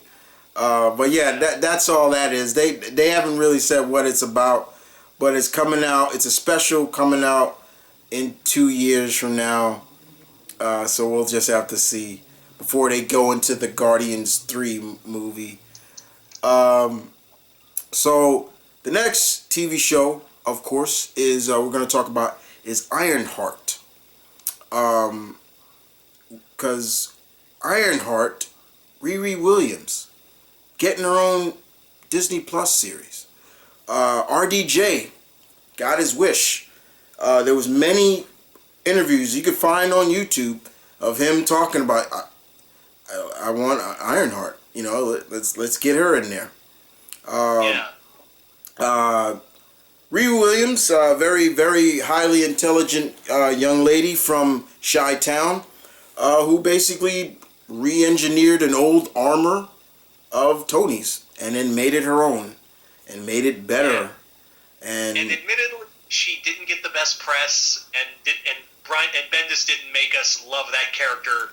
It's weird, like it takes a while for when Bendis leaves a character, then we suddenly love it. Right, like Riri. Riri was a character that guys, a lot of people seem to hate. They hated her, like for some strange reason. Like they loved there's tons of videos that say, why does Miles get a lot of love but Riri gets hate? Because they're basically still playing somewhat a same character. He's just a Spider-Man. She's just an iron-cladded character. I like Riri. Even when she came out, I thought it was cool. I'm like, okay, let's give it a shot. I like the fact that she's young. They're showing a character of color in a different form that isn't just she comes from she's very intelligent. That's the intellect is what I love about her. Like she's smart. She was accepted into MIT at such a young age. You know how hard it is to get into that school? Like at a young age, she was able to get into it. It does make me wonder where they're gonna go with this series, and who's gonna be some of the villains. Like, is her AI gonna be Tony Stark-esque? Because her AI is basically Tony Stark. Will she get Friday? That's a good question. Like, wasn't Friday destroyed in the armor? Could Friday? Yeah, I think it was. But it does. There are a lot of questions about this show because. And remember, we could be getting like other Tony Stark things from like the Dan Slott run. Like, oh God, I think I might know who Riri might be fighting in her show. Who you think? Who you got? Arno Stark. Yeah. Oh yeah, jeez. Oh yeah, we could get that. And I'm forgetting. Forgive me, guys. I'm forgetting the actress who is playing Riri. Her name is Dominique Thorne. Not too familiar with her work. When I saw her look, I was like, I looked at her, I was like, time out. What's up? Time out. Her name is Dominique Thorne? Yeah. Jesus Christ, she sounds like a Marvel character. Right. Yeah, her name is Dominique Thorne. I'm not too familiar with her work. She does have a movie that's coming out soon that she's going to be in. But when I saw her look, I was like, I'm looking around, I'm like, oh my God, I see Riri right there. There it is. I'm looking forward to seeing how they make her armor look. Will they keep it truly the look that she has in the comics now? Will we see any Iron Man characters show up in the show? Maybe she gets like a scholarship and maybe, I don't know, maybe Pepper gives her the scholarship or something like that. I don't know. I doubt it, but it would be interesting to see. Happy. Maybe Happy is the one. Who knows? But I'm glad that Riri is getting a series, just like Kamala Khan, I'm glad to see that, they're going with Riri on this, and to see where she will she soar or will she take a dive? I'm pulling for her. I'm pulling for Miss Thorne. I hope she enjoys the role and has fun with it and plays it. Get as much source material as she can read about Riri and be like, okay, I get the character, you know, get it, because that always does my heart good, guys, when I see these actors reading up on who they're playing to understand a little bit better, about, okay, this is the character, but also making it their own, you know. You got anything else to say about this, T? I'll just say that they're going to have to do an uphill battle because Riri did not have the best intro in Marvel, and I will say, however, that I am pulling for her. I'm always excited. Like, for me, I didn't hate the character when I was just like, it feels rushed. Right. Does that make any sense? No, that makes sense. That makes perfect sense. Yeah. It makes sense. She was, I think, with Riri, she didn't want to be called Iron Girl. She was going down all the names of what to be called, and she said, I'm not being called Iron Girl. She didn't want that. Like, and in some ways, I'm like, your name now kind of seems very villainous. Ironheart? Like, that's a villain name, but she wanted to be different, But better than Iron Maiden. Yeah. But I still feel like they build into the champions or the Young Avengers in some way. But yeah, man, like Dominique Thorne, like I said, Miss Thorne, just have fun with the role. We're gonna see. This will be like another character that is outside of New York. Riri's from Chicago. She's not from New York. But it should be a lot of fun. Just like Kamala Khan. She's going to be in Jersey, not New York, but of course New York and Jersey are very close. So, but yeah, it should be a lot of fun. There's going to probably be tons of. I don't know if there's going to be a lot of wire work. It'll probably be like the same thing how they did with RDJ, like him inside the arm. When you see him inside the helmet, it's just him just with all the data and everything like that. I'm more looking forward to seeing her AI system, like who's going to be that, what the voice is going to sound like, is it going to be female, is it going to be male, a lot of people, I've heard somebody say, oh, this would be a good way of bringing back RDJ just to be and I'm like, no, don't do that. Like, let him be, I'm just saying. Yeah. So, Secret Invasion. This threw me for a loop. That was a jump in. Yeah, sorry. Sorry, I jumped in and that's one. Secret Invasion threw me for a loop. This one threw me for a loop because they did say Nick Fury was getting his own Disney Plus series. And I'm like, okay, what are they going to do with it? And Secret Invasion is a Disney Plus series. Sam Jackson returning as Nick Fury. And also Talos that we saw as one of the Kree is also coming back. Now, if y'all know the story of Secret Invasion was the story of basically the Kree the Skrulls. I keep saying the Kree. The Skrulls not being stupid this time. They had a plan, and they followed this plan, and it pretty much worked. They invaded secretly, took over several different heroes, and nobody was the wiser.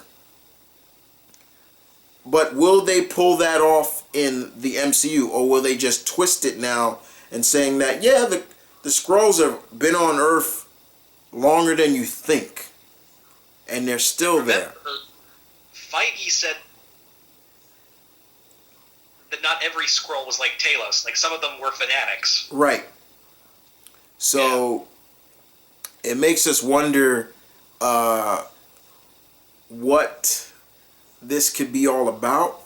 Nick Fury, I still feel that Nick was building Sword like that's what I think he was doing. He was building Sword, so we could see Abigail Brand. That'd be cool. You know? You know, when they were talking about a Nick Fury series, I thought it was going to be like a show focusing on Zodiac. Yeah, and his brother is Scorpio, so he'd be a very older Scorpio, but who knows?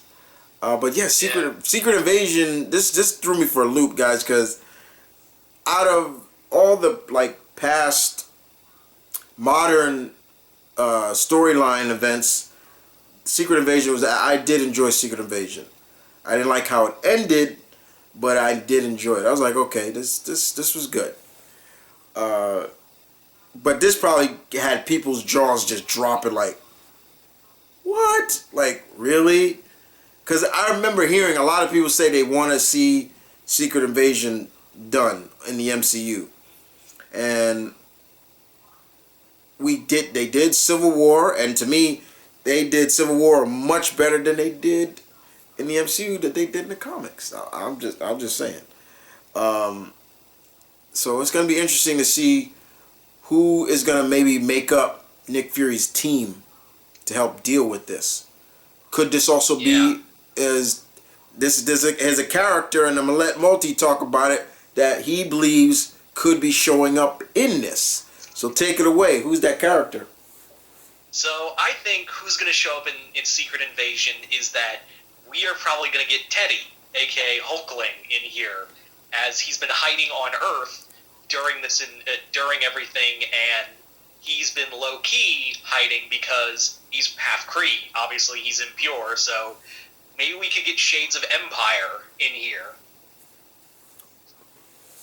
How does that sound, guys? That would make some sense. You know, Teddy was on Earth. He never knew his parent or who his dad was until now.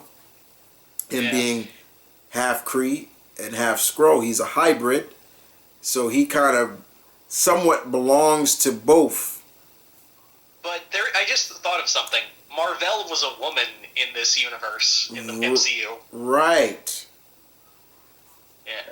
So they may have to change that, or they could easily say Marvel, still being a woman, and remember, the Skrulls can change gender, so he still could have been conceived, just differently. Mm-hmm. There you go. So there could be some, all in good time, guys. The point is Secret Invasion, that threw me for a loop. And another one that threw me for a loop of the TV series was a series that will star, the lead will be Don Cheadle, Rhodey, Armored Wars.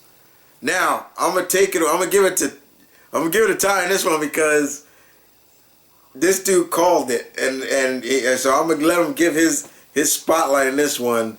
So take it away, dude. Go ahead. Alright, so weeks before, you saw the video, I'm sure. Yeah. Weeks before there was any announcement, I did a video talking about, hey, wouldn't it be cool if Don Cheadle came back to play War Machine and they did an adaptation of Armor Wars, since they never did that in the movies? And lo and behold, here I am, my dumbass is scrolling through social media, and then boom, Armor Wars, Don Cheadle as War Machine, and I damn near dropped the phone. You may now refer to me as Nostradumbass. First of all, guys, I'm happy for Don Cheadle to kind of get a solo series. We before we even started recording, we were talking, and I was like, look, man, I was never really sold with Terrence Howard as War Machine, as Rhodey. There was just something about him that just was driving me weird about it. I was like, this does not feel like Rhodey. When Don Cheadle came along in Iron Man 2, he was recasted, I was like, this feels a lot more better. Even though my pick for Rhodey was actually Henry Simmons, who was in Agents of Shield. I would have liked him to play Rhodey, but it to each its own. But Don Cheadle has been a mainstay for a long time. He is just like Anthony Mackie. We don't know how many movies are left on their contract, but they're always around and they always are doing their thing. So he's now going to be in this. This is another Iron Man storyline that a lot of people talk about, and this is something where, yeah, it was a war between a lot of the armor characters. But in this, they're basically subsidizing that this is the worst fear that Tony feared, his tech getting out there. So what this means to us is we can see all the other true Iron Man villains, from your Titanium Man to maybe a real Crimson Dynamo. The Beetle. Yeah, to the Beetle.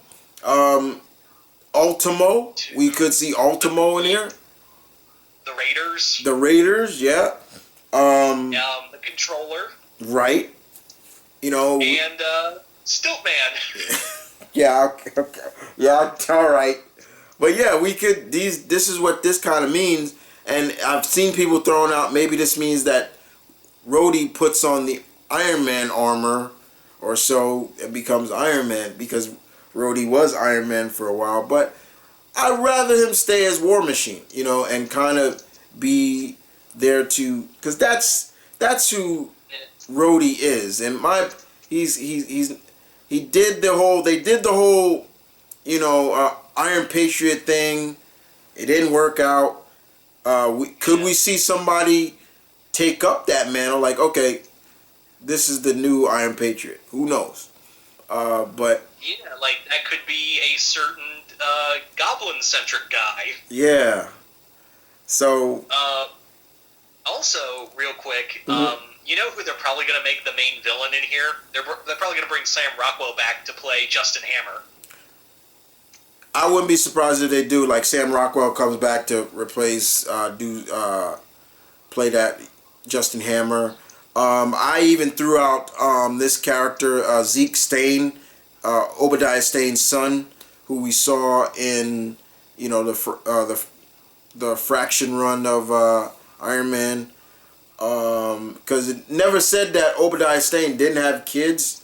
You know, he could have just don't talk about his son too much. Or it could be Dexter Cord, like in the Armor War story. Right. So there's a lot of possibilities, you know, with this. This is the fun thing about Armor Wars, is that it could be all of them.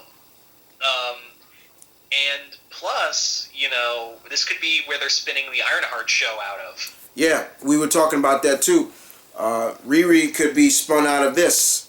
You know, she maybe helps Rhodey, you know, or so. And maybe she got her hands on some of the Iron Man tech that was stolen. She's like, no, I found this because I wanted to keep this out of their hands.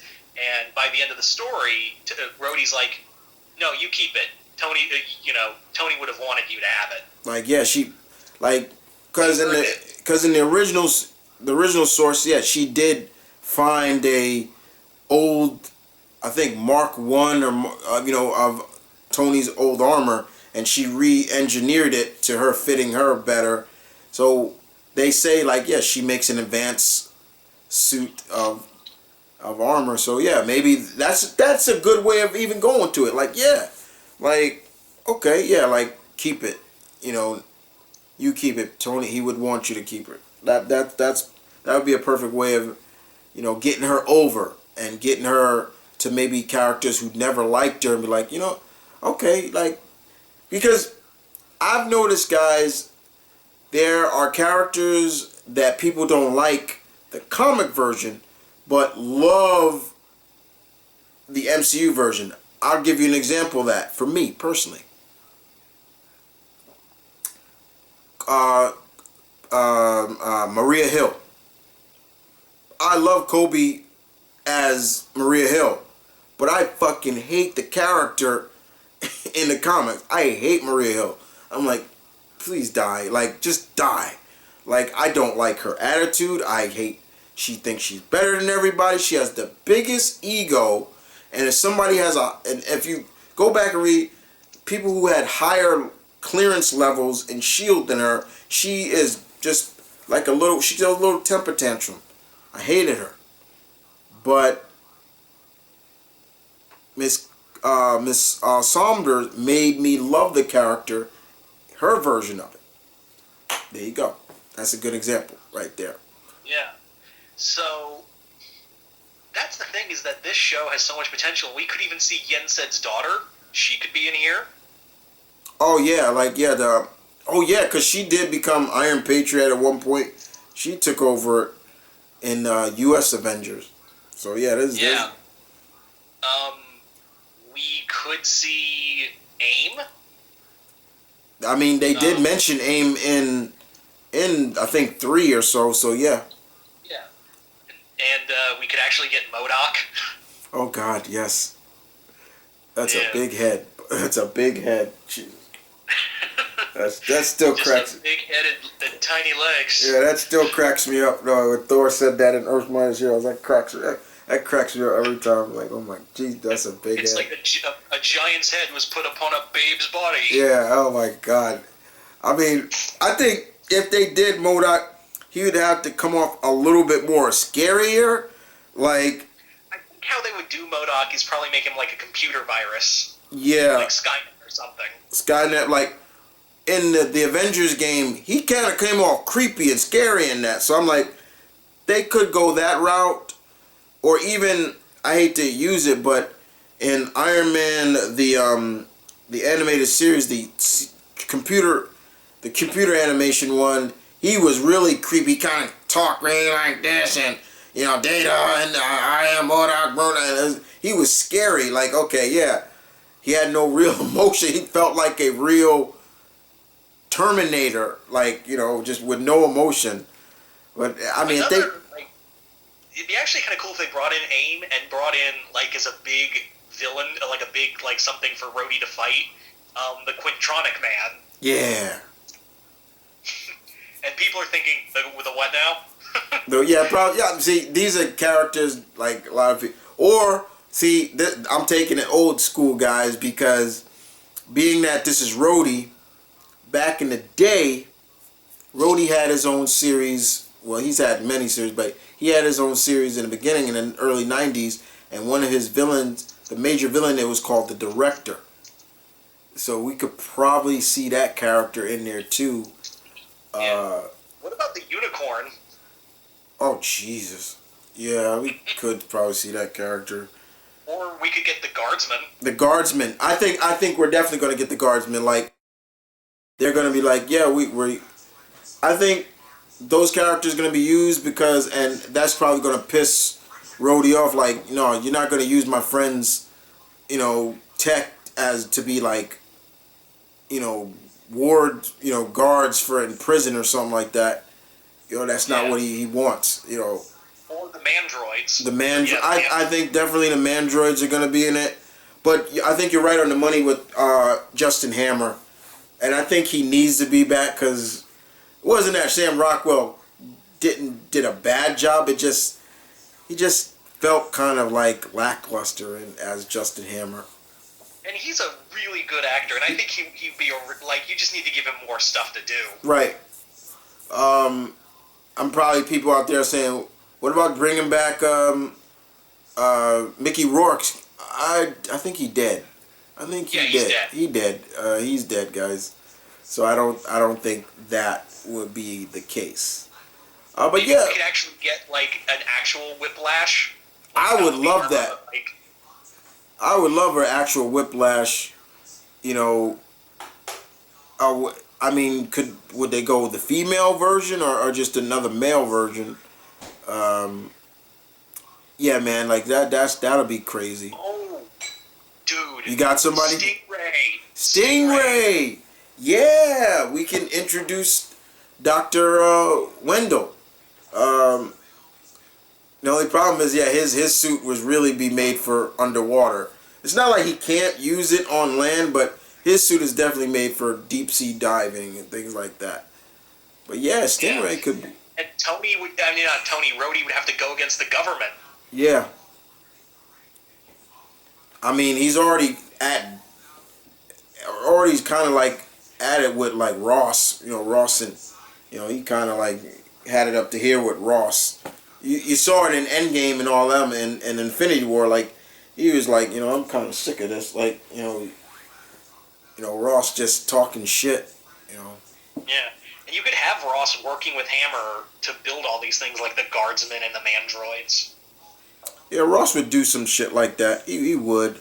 Like, it still boggles me that Ross got this high position in the government when this fool was the one that created the Abomination and nearly destroyed Harlem and everything. Like, what the fuck? Yes, Chris, because no one got elected who turned out to be a horrible, horrible monster of a human being. Right. So, like, who would ever elect such a horrible, racist piece of shit to be in the White House? Excuse me. Yeah. Yeah. Anyway. Anyway. Yeah, Armor Wars, guys, is I'm happy for Don Cheadle, to still be playing War Machine, because you would have thought, okay, well, that's it for him. Like, we're never going to see War Machine again. Maybe he'll be a part of the new Avengers team. I don't know, but right now, that's it. But glad to see he's there. He deserves it. I think we throw that word around too much, deserves, but I actually hear Don Cheadle, he does deserve it. Like, he deserves this. I do kind of want a scene where he's like, just throws an armor at Ross and Hammer's feet is like, boom, you looking for this? Oh, yeah. So. Yeah. And then he's like, now that's a War Machine story. Right. So, yeah, man, like, the shows are coming along great. Even the ones that already been announced and talked about, like Ms. Marvel and, can't wait for Falcon and Winter Soldier. That's definitely good. I'm looking forward to WandaVision because I want to know what the hell is going to happen and, how does Agatha Harkness play into it. And, this is also going to play into Doctor Strange and things like that. So that's going to be fun. But guys, it was announced at this, event or whatever you want to call it. We were given a huge, like, okay, yeah, we knew this was, a huge tease of a certain new team that we've been wanting to finally make their debut. And yeah, guys, the first family is back home. They're home. Fantastic Four is coming. And it was announced at this investment, whatever you want to call it, event. Kevin Feige announced the Fantastic Four are coming. Directed. A collective scream of joy was let out through the world. Right. And probably a lot of fear, too. Please be good. Please be good. Please be good. Because we've had 4 bad Fantastic Four movies. And the director is going to be the director of the Spider-Man movies. John Watts, right? Yeah, that's his name. Yeah, John Watts. Yeah. Which I feel bad for Peyton Reed because he really wanted to do... he's Peyton Reed, the director of Ant-Man movies. He wanted to do a Fantastic Four movie. Oh, he did? He'll do one in the sequels. Okay, yeah. So, John Watts is playing... he's going to direct. And I find it interesting, guys, that they chose him, but not too much, because it kind of seemed like he was planting seeds in Spider-Man. The last Spider-Man seemed like he was. And the biggest one for us is who bought Avengers Tower. And I can think of one person. A certain Mr. Reed Richards. Yeah. You're not going to be seeing an A on that tower anymore. You're going to be seeing a 4. Right. And more importantly, my biggest question with the Fantastic Four is, and we talked about this off camera too, is where were they all this time? Like, where was Reed at? Like, did he just stay local? Did he stay underground? Because to make Tony look like he's the big brains, he's one of the biggest genius. But we all know Reed Richards is smarter than Tony. And when Tony gets around... I've got a theory on what happened to the Fantastic Four. Okay, go. Basically, I think what happened is that Reed, Sue, Ben, and Johnny weren't going to space, but like in the god-awful movie, the Fan Four Stick movie, or Fail Four Stick, you want to call it, I think what happened is they went to the negative zone, but Victor tampered with the machine and trapped them there, and over the years, like over their time there, their power started to evolve, like from the energy of the negative zone, and they think they've been gone for like maybe 6 months max, but they've been gone for like over so many years. Like it's like the hyperbolic time chamber. Ah, okay. So it kind of seems like you're going like with a Lost in Space route. Yeah.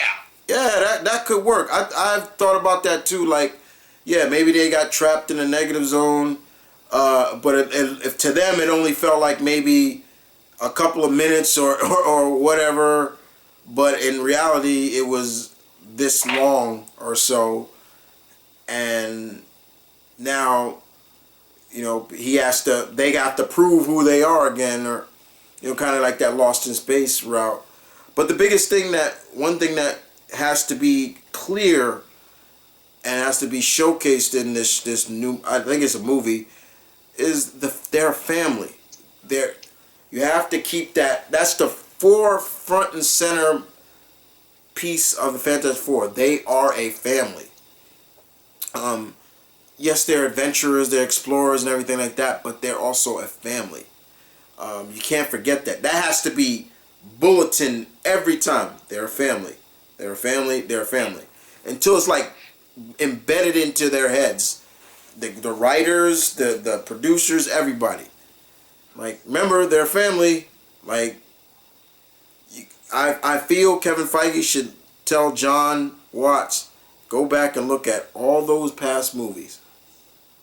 Look at what was the good about them, but also accentuate on the bad and make it better. So just watch the one Fantastic Four movie from the early 2000s.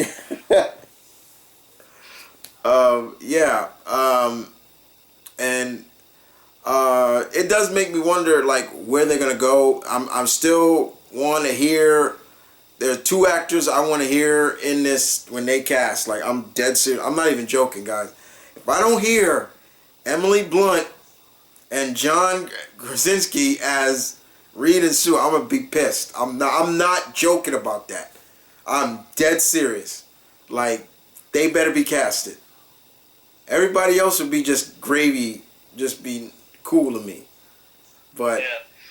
I think Krasinski would be good. I also say, since his show is going to be no longer in canon, so Jessica Jones is going to be canon, maybe David Tennant is Mr. Fantastic? David Tennant. If they get David Tennant to play Reed, I'll let that. I'm like, oh, okay. Because I still love David as Purple Man. I thought he was great. And if they say, you know what, we're going to bring Purple Man, David, we want you to come back and play the character again. He'd probably do it, but this time as the real Purple Man, like, he's got the purple face and everything, like, because then if that's the case, then they would probably make him a mutant. Like, okay, yeah, there you go. Yeah. But now we come to who could be the villain. Now, Chris and I came to the conclusion, don't do Doom. Don't do Doom. Don't do him right away. You can mention him. He can be a post-credit scene. Right. You can mention him. Maybe see bits and pieces of him. Kind of like, almost like, you know how in the old 80s Inspector Gadget cartoons, we saw Claw. You never saw Claw's face. You just saw his hand.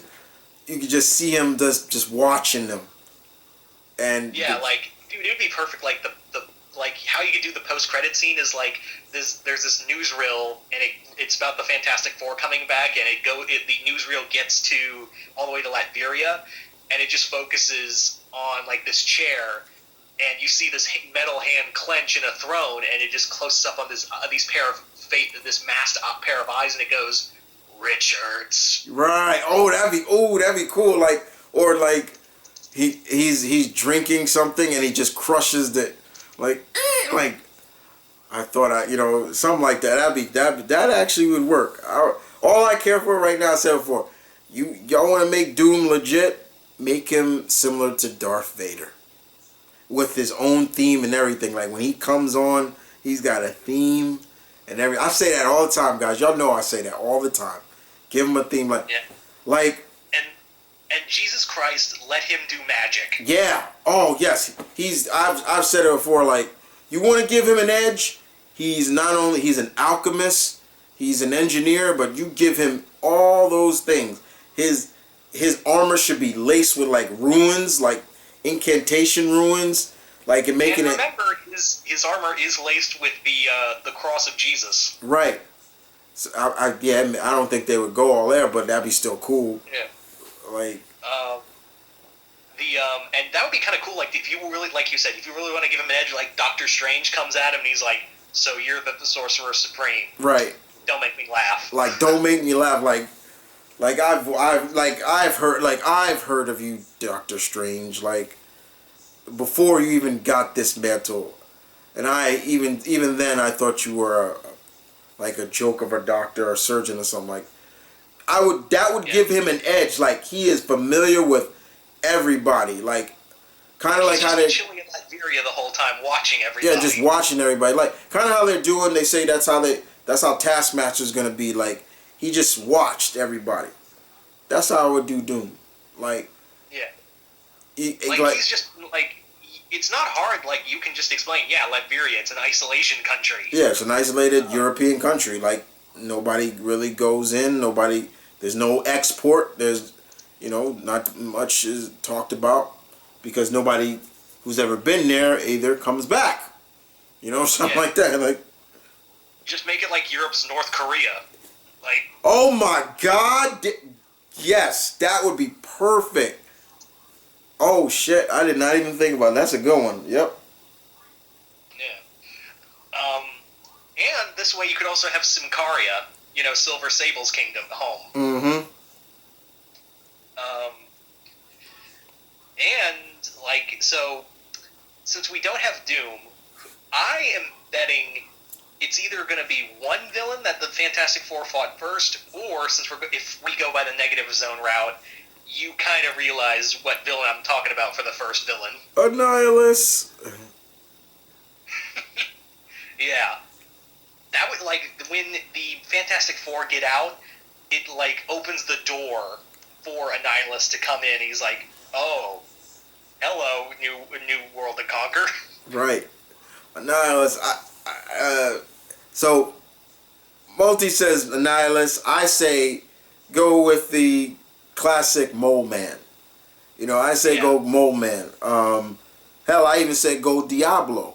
If you want to get magical based, but I say Mole Man because it'd be really cool for them to actually bring that iconic cover of Fantastic Four, where you saw them all fighting this giant green-looking monster coming out, in their street clothes. Like that'd be kind of cool. Yeah. And you could bring in other classic Marvel monsters. Like you could have Fin Fang Foom. Yeah. So, yeah, man. There's the possibilities are endless with this, but the fact is, the questions need to be asked. Like, where have they been? And I've always said, I say that a lot whenever they introduce a new character into the MCU. Like, okay, where were they? Like, where were they all this time? It's always like a stage point. Like, where were they during or after the events that exposed the world to these superheroes? And that's the Battle of New York. So where were they then, and where were they?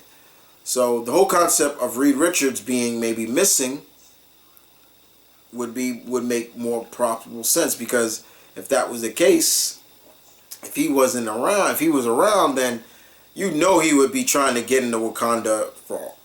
He would have been trying to get into Wakanda a long time ago, like to study vibranium and everything. Like, ooh, I want to study this, you know, and probably have just a genius battle with Shuri. Like, oh, you're good, but I'm better, like or something like that. Like, I mean, Reed's not that egotistical, but yeah, you know. And Jesus Christ, I want a Hulk thing fight.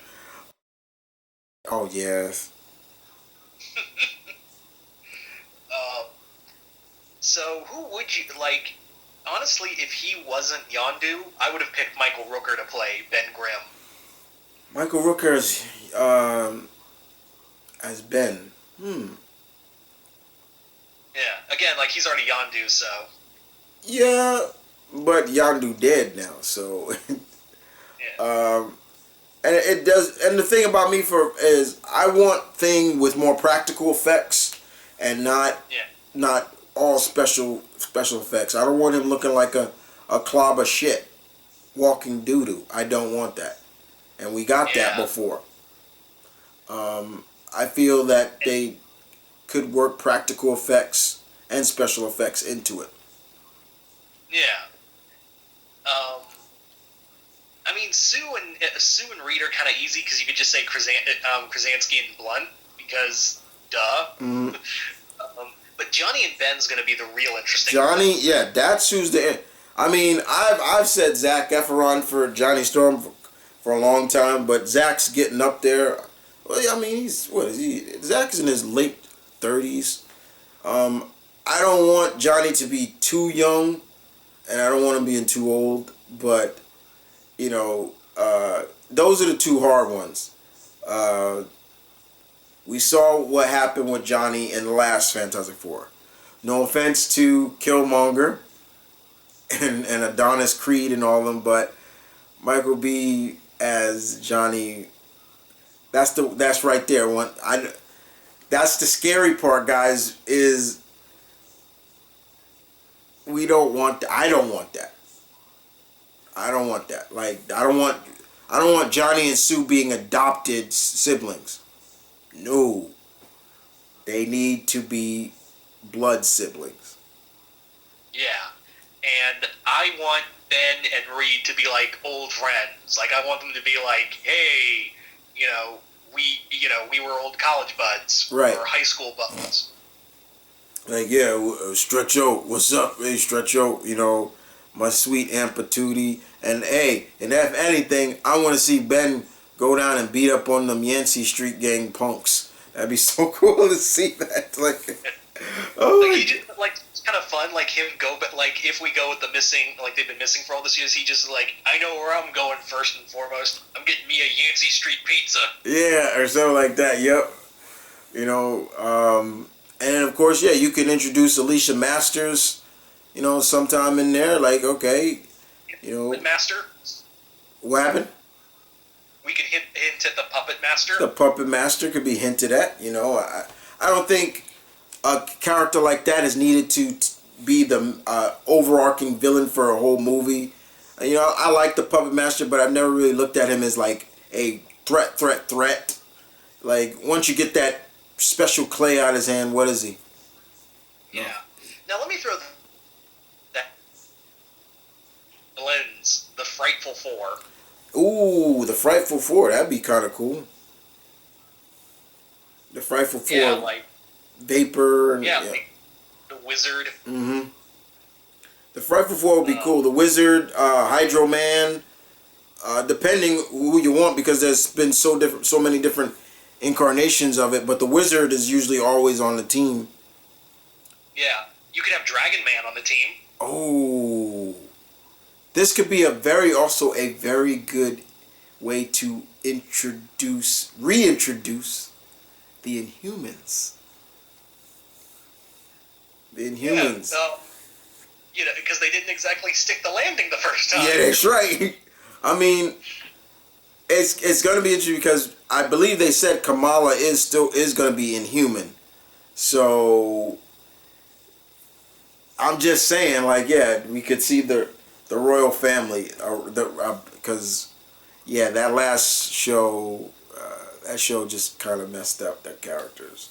Because I'm only human, and after all, yeah, whatever. Yeah. Medusa, a reintroduction of Medusa or Crystal. Mm-hmm. And we're forgetting someone. A certain asshole under the sea. Yeah. Could this bring Namor? I mean, a lot of people say, get back to Namor because we're gonna definitely talk a little bit about the decision that Feige made. They brought up about Black Panther. So, but yeah, we could see Namor. I think he is now officially with Marvel now. He's out of that Universal hell. It's funny. He's out of it, I believe, but Hulk is still under it. Ain't that some shit? Well, it's because of the ride at Universal. Ah. Yeah. Yeah, that's okay. But yeah, Fantastic Four. I just look, Mr. Watts, Feige, and everybody. Just take your time with this. Like, just take your time. There's no need to rush anything. You know, I'm a patient guy. I just want a Fantastic Four movie done with respect to who these characters are and to the creators who created these characters. Let's be clear. We call them the first family because that's what they are, but make no doubt about it. They are the true-blooded foundation of the Marvel Universe. They were the first to get that whole run started in the Silver Age.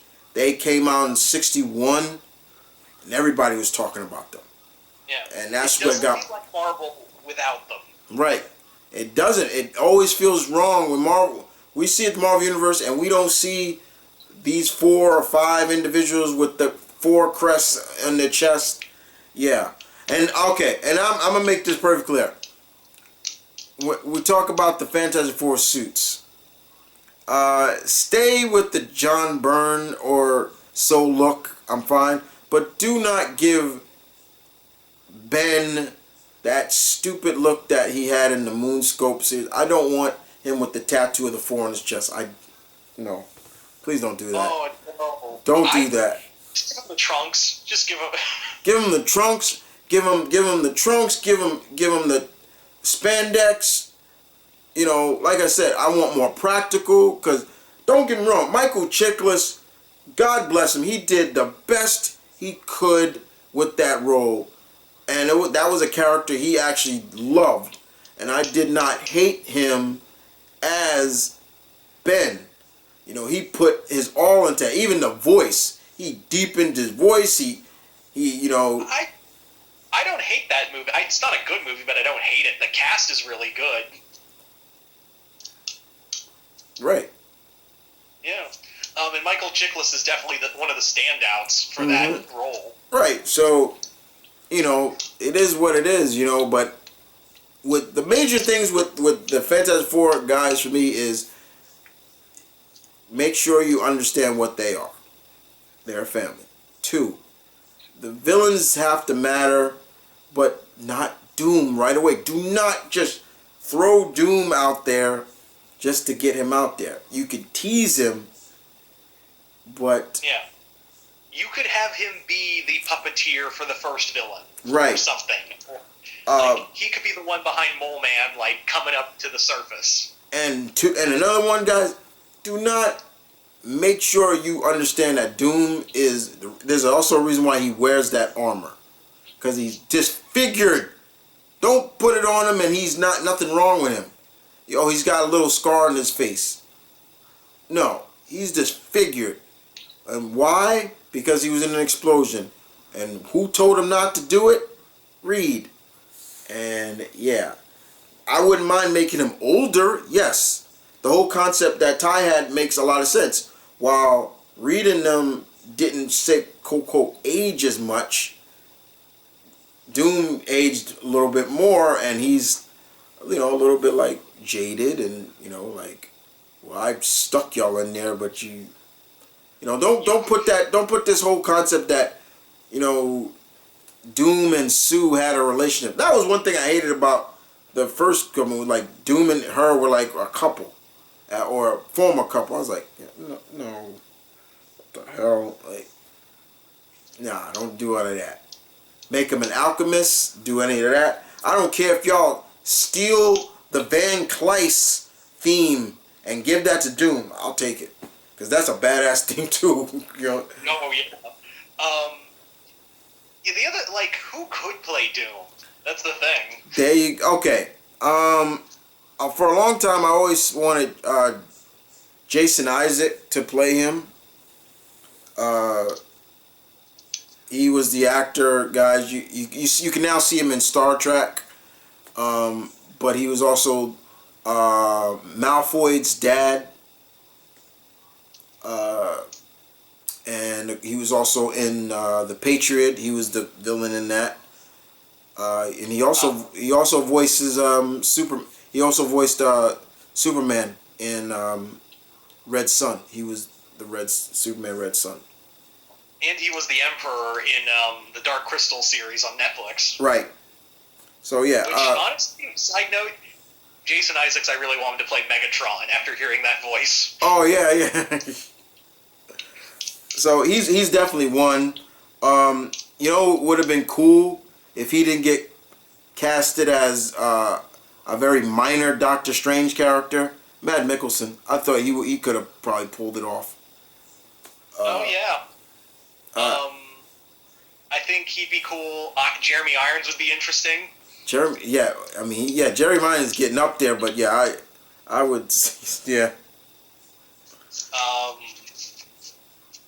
Actually, another pick, and this was someone I was talking about the other day with a couple other friends of mine. Mm-hmm. John Sim, who, those out there who don't know who John Sim is the guy who played the Master in David Tennant's Doctor Who run. Oh yeah. Yeah, there's a couple of Doctor Who actors I think that could nail that character. You know, even like Peter Capaldi, the 12th Doctor, could play Doom. But the fact is now honestly, however, I kind of want Capaldi to play Xavier. Oh, you want Capaldi to play Xavier? Okay. I mean, the only thing different now is that Peter Capaldi's in a DC movie. You know, he's gonna be in. So, you know, I don't know, but yeah. You could do two roles. Mm-hmm. I mean, it's funny, like you saying a nihilist. What if they got Tony Todd, the voice of Nihilus? Yeah. I actually wanted John Hurt, but sadly he's no longer with us. Oh, that's right. John Hurt did pass away. Yeah. And John Hurt, like, the reason why I think he would have been such a great Nihilus, his voice for the Horn King in Black Cauldron. Mm-hmm. So there's a lot to digest, guys. There's so much. Like, Marvel hit us with a bunch of stuff, and that's just from the Marvel side. Then there's the Star Wars and Pixar and all this stuff. But of course, there were other things, and the other one that I kind of want to end it on this, and you're gonna hear our takes on it. Kevin Feige announced also in terms of Black Panther 2. He had said, out of respect to Mr. Chadwick Boseman, they would not recast the character, not recast T'Challa. And when he said that, Shuri's name went trending everywhere. They said that the sequel will more likely focus on the people of Wakanda, the other characters will have more focus on that, new and old. And I've set my pace on the whole concept of recasting him. Mr. Boseman just embodied that character. When he spoke for the first time, I was like, damn, he got it.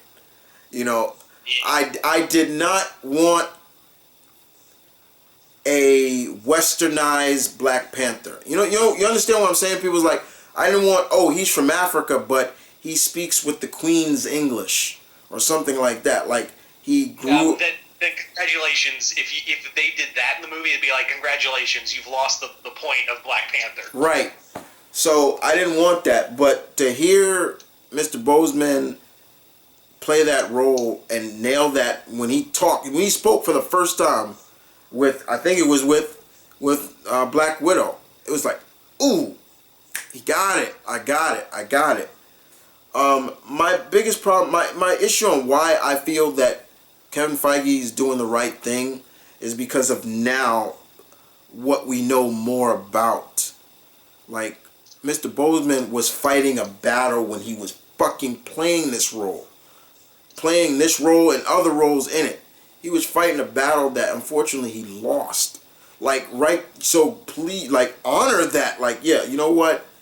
Let's not recast him. I've said it before. This is not like Terrence Howard and Don Cheadle or Ed Norton and Mark Ruffalo, where they were recasted early on. It was different. This guy played this role in several movies already, and it felt like, to me personally, that he felt like RDJ. I can't see anybody else playing that role right now. I can't. So I respect Kevin Feige's ruling to not recast. That's just me, guys. I'm sorry. You know, I just felt like it's like you said, it would be an insult to Boseman and his whole family. Right, like, you know, and I know there's people out there say, man, just recast. Like, what's the point? Like, we see them recast Spider-Man and Batman and James Bond all the time. Like, what's the point? There's a point. There's a point. When they recasted those characters, they weren't fucking dying or something like that. There's a difference, a big difference. You know, so he deserves a little bit more respect than what they did with the other characters. I know you may not see my point of view on that, guys, but that's how I stand on it. Like, to each his own, but that's how I stand. Like, I respect Kevin Feige's ruling. We're not going to recast. I don't. Yeah. And the other thing is, what's really upsetting is that his career at this point was just getting on fire. Yeah, like I mean, the guy was already being known as, I guess you could say, buyout movies outside of Black Panther. You know, who did he do? He did Jackie Robinson. He did James Brown. He did Thurgood Marshall. He played those characters. I keep saying he did, but you know what I mean. And he was going to play Yosuke, the first black samurai who served under Nobunaga. He was going to play that character. He was becoming the king of buyout movies outside of Black Panther and outside of the other roles he did. So yeah, man, like I respect what they feel, and it's not like they can't still tell good stories outside of that. What if we still don't know what they're gonna do with it? How they're gonna explain T'Challa's absence? You know, I hear a lot of people throwing out, okay, there's a good way of doing it. How about the Cabal was the one that killed him? You know, we could do maybe a little bit of a Doom Wars. I've heard a lot of people throw out some things to explain it. There is a war between Atlantis, you know, and you know, who knows? Well, on the other hand, maybe we shouldn't go into detail because I feel like that would just be, I don't know. Do you think it would be kind of insulting to Boseman's family to say, like, oh, his character got killed off this way and go into detail of why T'Challa's dead? I get you. No, I get you. And I just was throwing out what I've seen online of people saying that. I'm not going there. I'm not going anywhere that, because the man hasn't even been gone a year yet, and I still feel that a lot of us are still in mourning this guy. Like, I watched Endgame one day, and him just coming back, and I was just like, this guy is gone. We ain't gonna see him again. Like it's crazy. So you know what really broke me? What really broke me to like almost tears was when DC, said gave their condolences. Yeah, like look at that. Like the rival company, recognized him. Like, you know what? Okay, like that's true respect right there. You know what I'm saying? That's respect. But yeah, I guess I can speak for both of us. We both kind of agree with what Feige is doing with that. But the fact is, guys, look. Besides that, there's just so much that they've thrown at us, and it's hard to digest everything. And with all these rumors coming about what's going on with Spider-Man 3, that it's going to be connected with the Doctor Strange movie, and the whole rumor that Tobey Maguire's on set, getting a costume fitting to The Man Without Fear returning, Daredevil, Jesus Christ. So who I think might also be the next one to be announced? I think Dafoe is going to be the next one announced. I'm like, okay, yeah. I don't want them to overboard this movie, but Jesus Christ, I don't know. I'm just saying, guys, that's just a bunch of... Hey, think of it this way. Chris. Now we could actually have Willem Dafoe in the actual Goblin costume. If they go that route, yeah, I would love that. Yeah, if they go that route with the actual Goblin costume, that'd be killer. Yeah. Who knows? But it also, a lot of people forgot. Hey, didn't Alfred Molina's octopus die in Spider-Man 2? Right. He did drown. He killed himself. Yeah, and Electro burst into energy. Yeah, I don't know what. He just was almost erased from existence.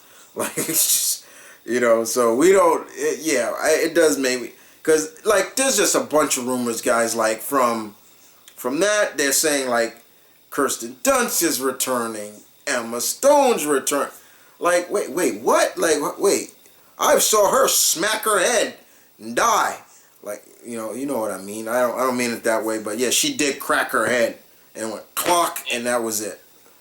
Yeah, and now it's kind of could Topher, for all we know, Topher Grace's venom could show up and then get eaten by Tom Hardy's venom. I don't know what they're doing, but it's a little scary, but it's also ooh. Because it's still, the fact is still, guys, look, with Spider-Man, his identity now is public now. Mysterio played his trump card. The ending. Yeah. I think I just figured out the ending for Tom Holland's Spider-Man, because remember, he's only going to be in 2 more movies.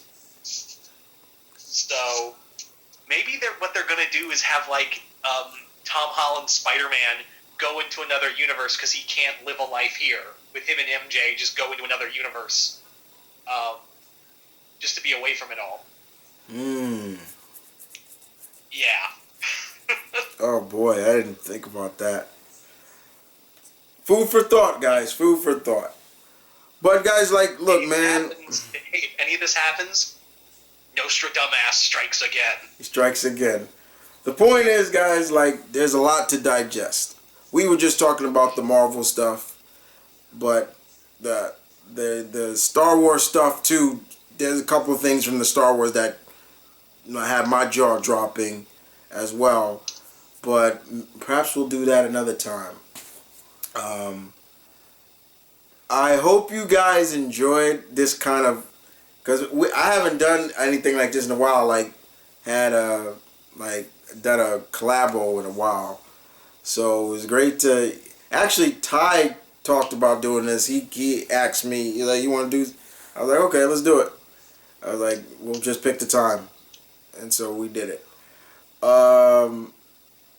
It's going to be pretty interesting, guys, over the few years. Even despite everything that's going on in the world, it's going to be pretty damn interesting. What do I always say, guys? Geekism is a hell of a drug. but it's a good drug and I like it. So I take it all the time, right in the veins. Wah, wah, wah. There you go. Whoop. And it's I good. felt like I was telling you before the video. I was like, I felt like I needed a cigarette after all those announcements. Yeah, like these announcements are crazy. Feige, I told him, I said they probably saw Warner Brothers say, okay, we're gonna put all the slotted movies for 21, all those movies. We're gonna put them out when they write on HBO Max, and they saw that, and Feige and Disney and them saw it. I was like, okay, oh yeah, pipe bomb, drop. There you go, boom. What you got now? I'm just saying. I want everybody to succeed, guys. Don't let them get it twisted. But this was a major pipe bomb. Like, bink. There you go, pipe bomb. Do you see me now? That's what. I guess I'm just. Yeah, that's probably what it was. It's like, oh, you want to announce all that and not think we're going to have a rebuttal? Hey, Feige, go get him. Yeah, get him. Okay. So, it is what it is, guys. But look, guys, I really appreciate this. It's probably, might have to cut it. I'll do some editing on it as best I can. But as always, this was fun, to do this and with a friend and things like that. I was planning on talk about this, but it's better to talk with a friend about this huge surprise. And it's not even over because there's an announcement on Blade. What's gonna happen with Blade coming? So there's still a lot of stuff that's coming out. And like I said, I think Mahershala Ali is gonna nail that character too. But the question for me is answering then where the hell have vampires been? And I think a lot of it comes from the fact that a lot of this stuff is gonna play effect because of what's gonna happen in the multiverse. Yeah. Then again, you could say vampires have just been hiding in secret. Yeah, that's another one. Yeah, they've just been hiding. It would make sense. Vampires, they've just been hiding in secret, and they only feed on people that nobody's never really gonna think about missing. Like homeless or runaways or something like that. Yeah, okay. Yeah, but Blade is going to be a little harder to do because he's only got an X amount. He's like the Carol situation. He doesn't have a lot. It's either Dracula or Deacon Frost. Right. And just Blade in general, because it's like this guy's 90-something years old, but where has he been? All this time. Like I just worked from the shadows. That's the perfect. There you go. I just worked from the shadows. Yeah. Yeah, the other thing is we actually have a British actor playing this character because, like you've always said, Chris, a lot of people forget he's actually a British citizen. Yeah, but Mahershala Ali, I'm sure can pull off the British accent, but yeah, if they go that route, I'm not saying that he has to go there because he wasn't there too long, but he was there long enough. People forget. Yeah, he's from England. Blade is from England. Eric is from England. But they could also tie in that his family is from Latveria, which is true. They escaped from Latveria. Saying. Yeah, they were Latverian refugees. Mm-hmm. So, it is what it is. But I'm looking forward to that announcement, too. Looking forward to seeing what else announcement guys are coming in the future. Other characters. And I want to address this too. I keep saying we're ending here, but I want to address this real quick, guys. I seen a comment on Twitter, and there was a gentleman. I want to give him a shout. His name is Jorge Guerrera. He basically looked at all what Marvel was putting out, and he said, "I love it. It's great, but where are all the Latino lead heroes?" And I will totally agree with him.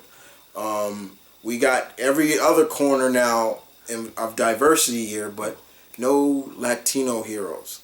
And I feel that it is time, and to me, the perfect character to represent Latino culture and the Latino geek community would be Marvel's first Latino hero, White Tiger. I think it'd be perfect time to put him, Hector, and show and also be Marvel's first true legacy hero. Like, yeah, this was Hector, then Vanessa, his niece Vanessa had the role, and then of course Hector's sister Ava took over. I'm just saying, I agree with you, sir, on that. We'll just have to see. Hopefully, but I've always said it. Trust in Feige. They got a plan. Watch, see what happens. That's just me. But with that, guys, we gonna end it here. Check out Mr. Multiverse. I'll leave the link of his channel in the description down below. You go there and subscribe and watch his stuff and his content. And look at his amazing Funko set in the back. That wall keeps getting bigger and bigger every time I see it, which is just nuts. But I should talk, right? Because if everybody sees my comic collection, it's like, how big is that thing? So I should talk. So yeah, the link in the description down below for his channel. Go subscribe. You won't be disappointed. We'll probably do something else like this again in the future. Trust me on that. You'll probably see me but hear his voice, because as always it's getting a little difficult. These things, we have to find some other means, but don't worry, it's all future endeavors are in works. But yeah, this was fun. The creative juices are flowing, which always when it comes to these projects. In terms of the movies and the TV shows and the upcoming shows, we still got Black Widow, and I'm looking forward to seeing how that plays, and looking forward to seeing the MCU version of Taskmaster. How good will he be? Will we see, even though this has taken place in the past, but could we see the reformation of a certain Russian-based team? I'm going with. Who's gonna die? And I'm sure somebody's gonna die. And I'm still not trusting Rachel Weisz. I'm not trusting her. I'm not trusting her. And of course, they're still supposed to bring out that Eternals trailer. Let's see where that goes. Other than that, guys, you guys take care. Thank you for watching. Deuces, dudes. Yeah. Sorry. Yeah.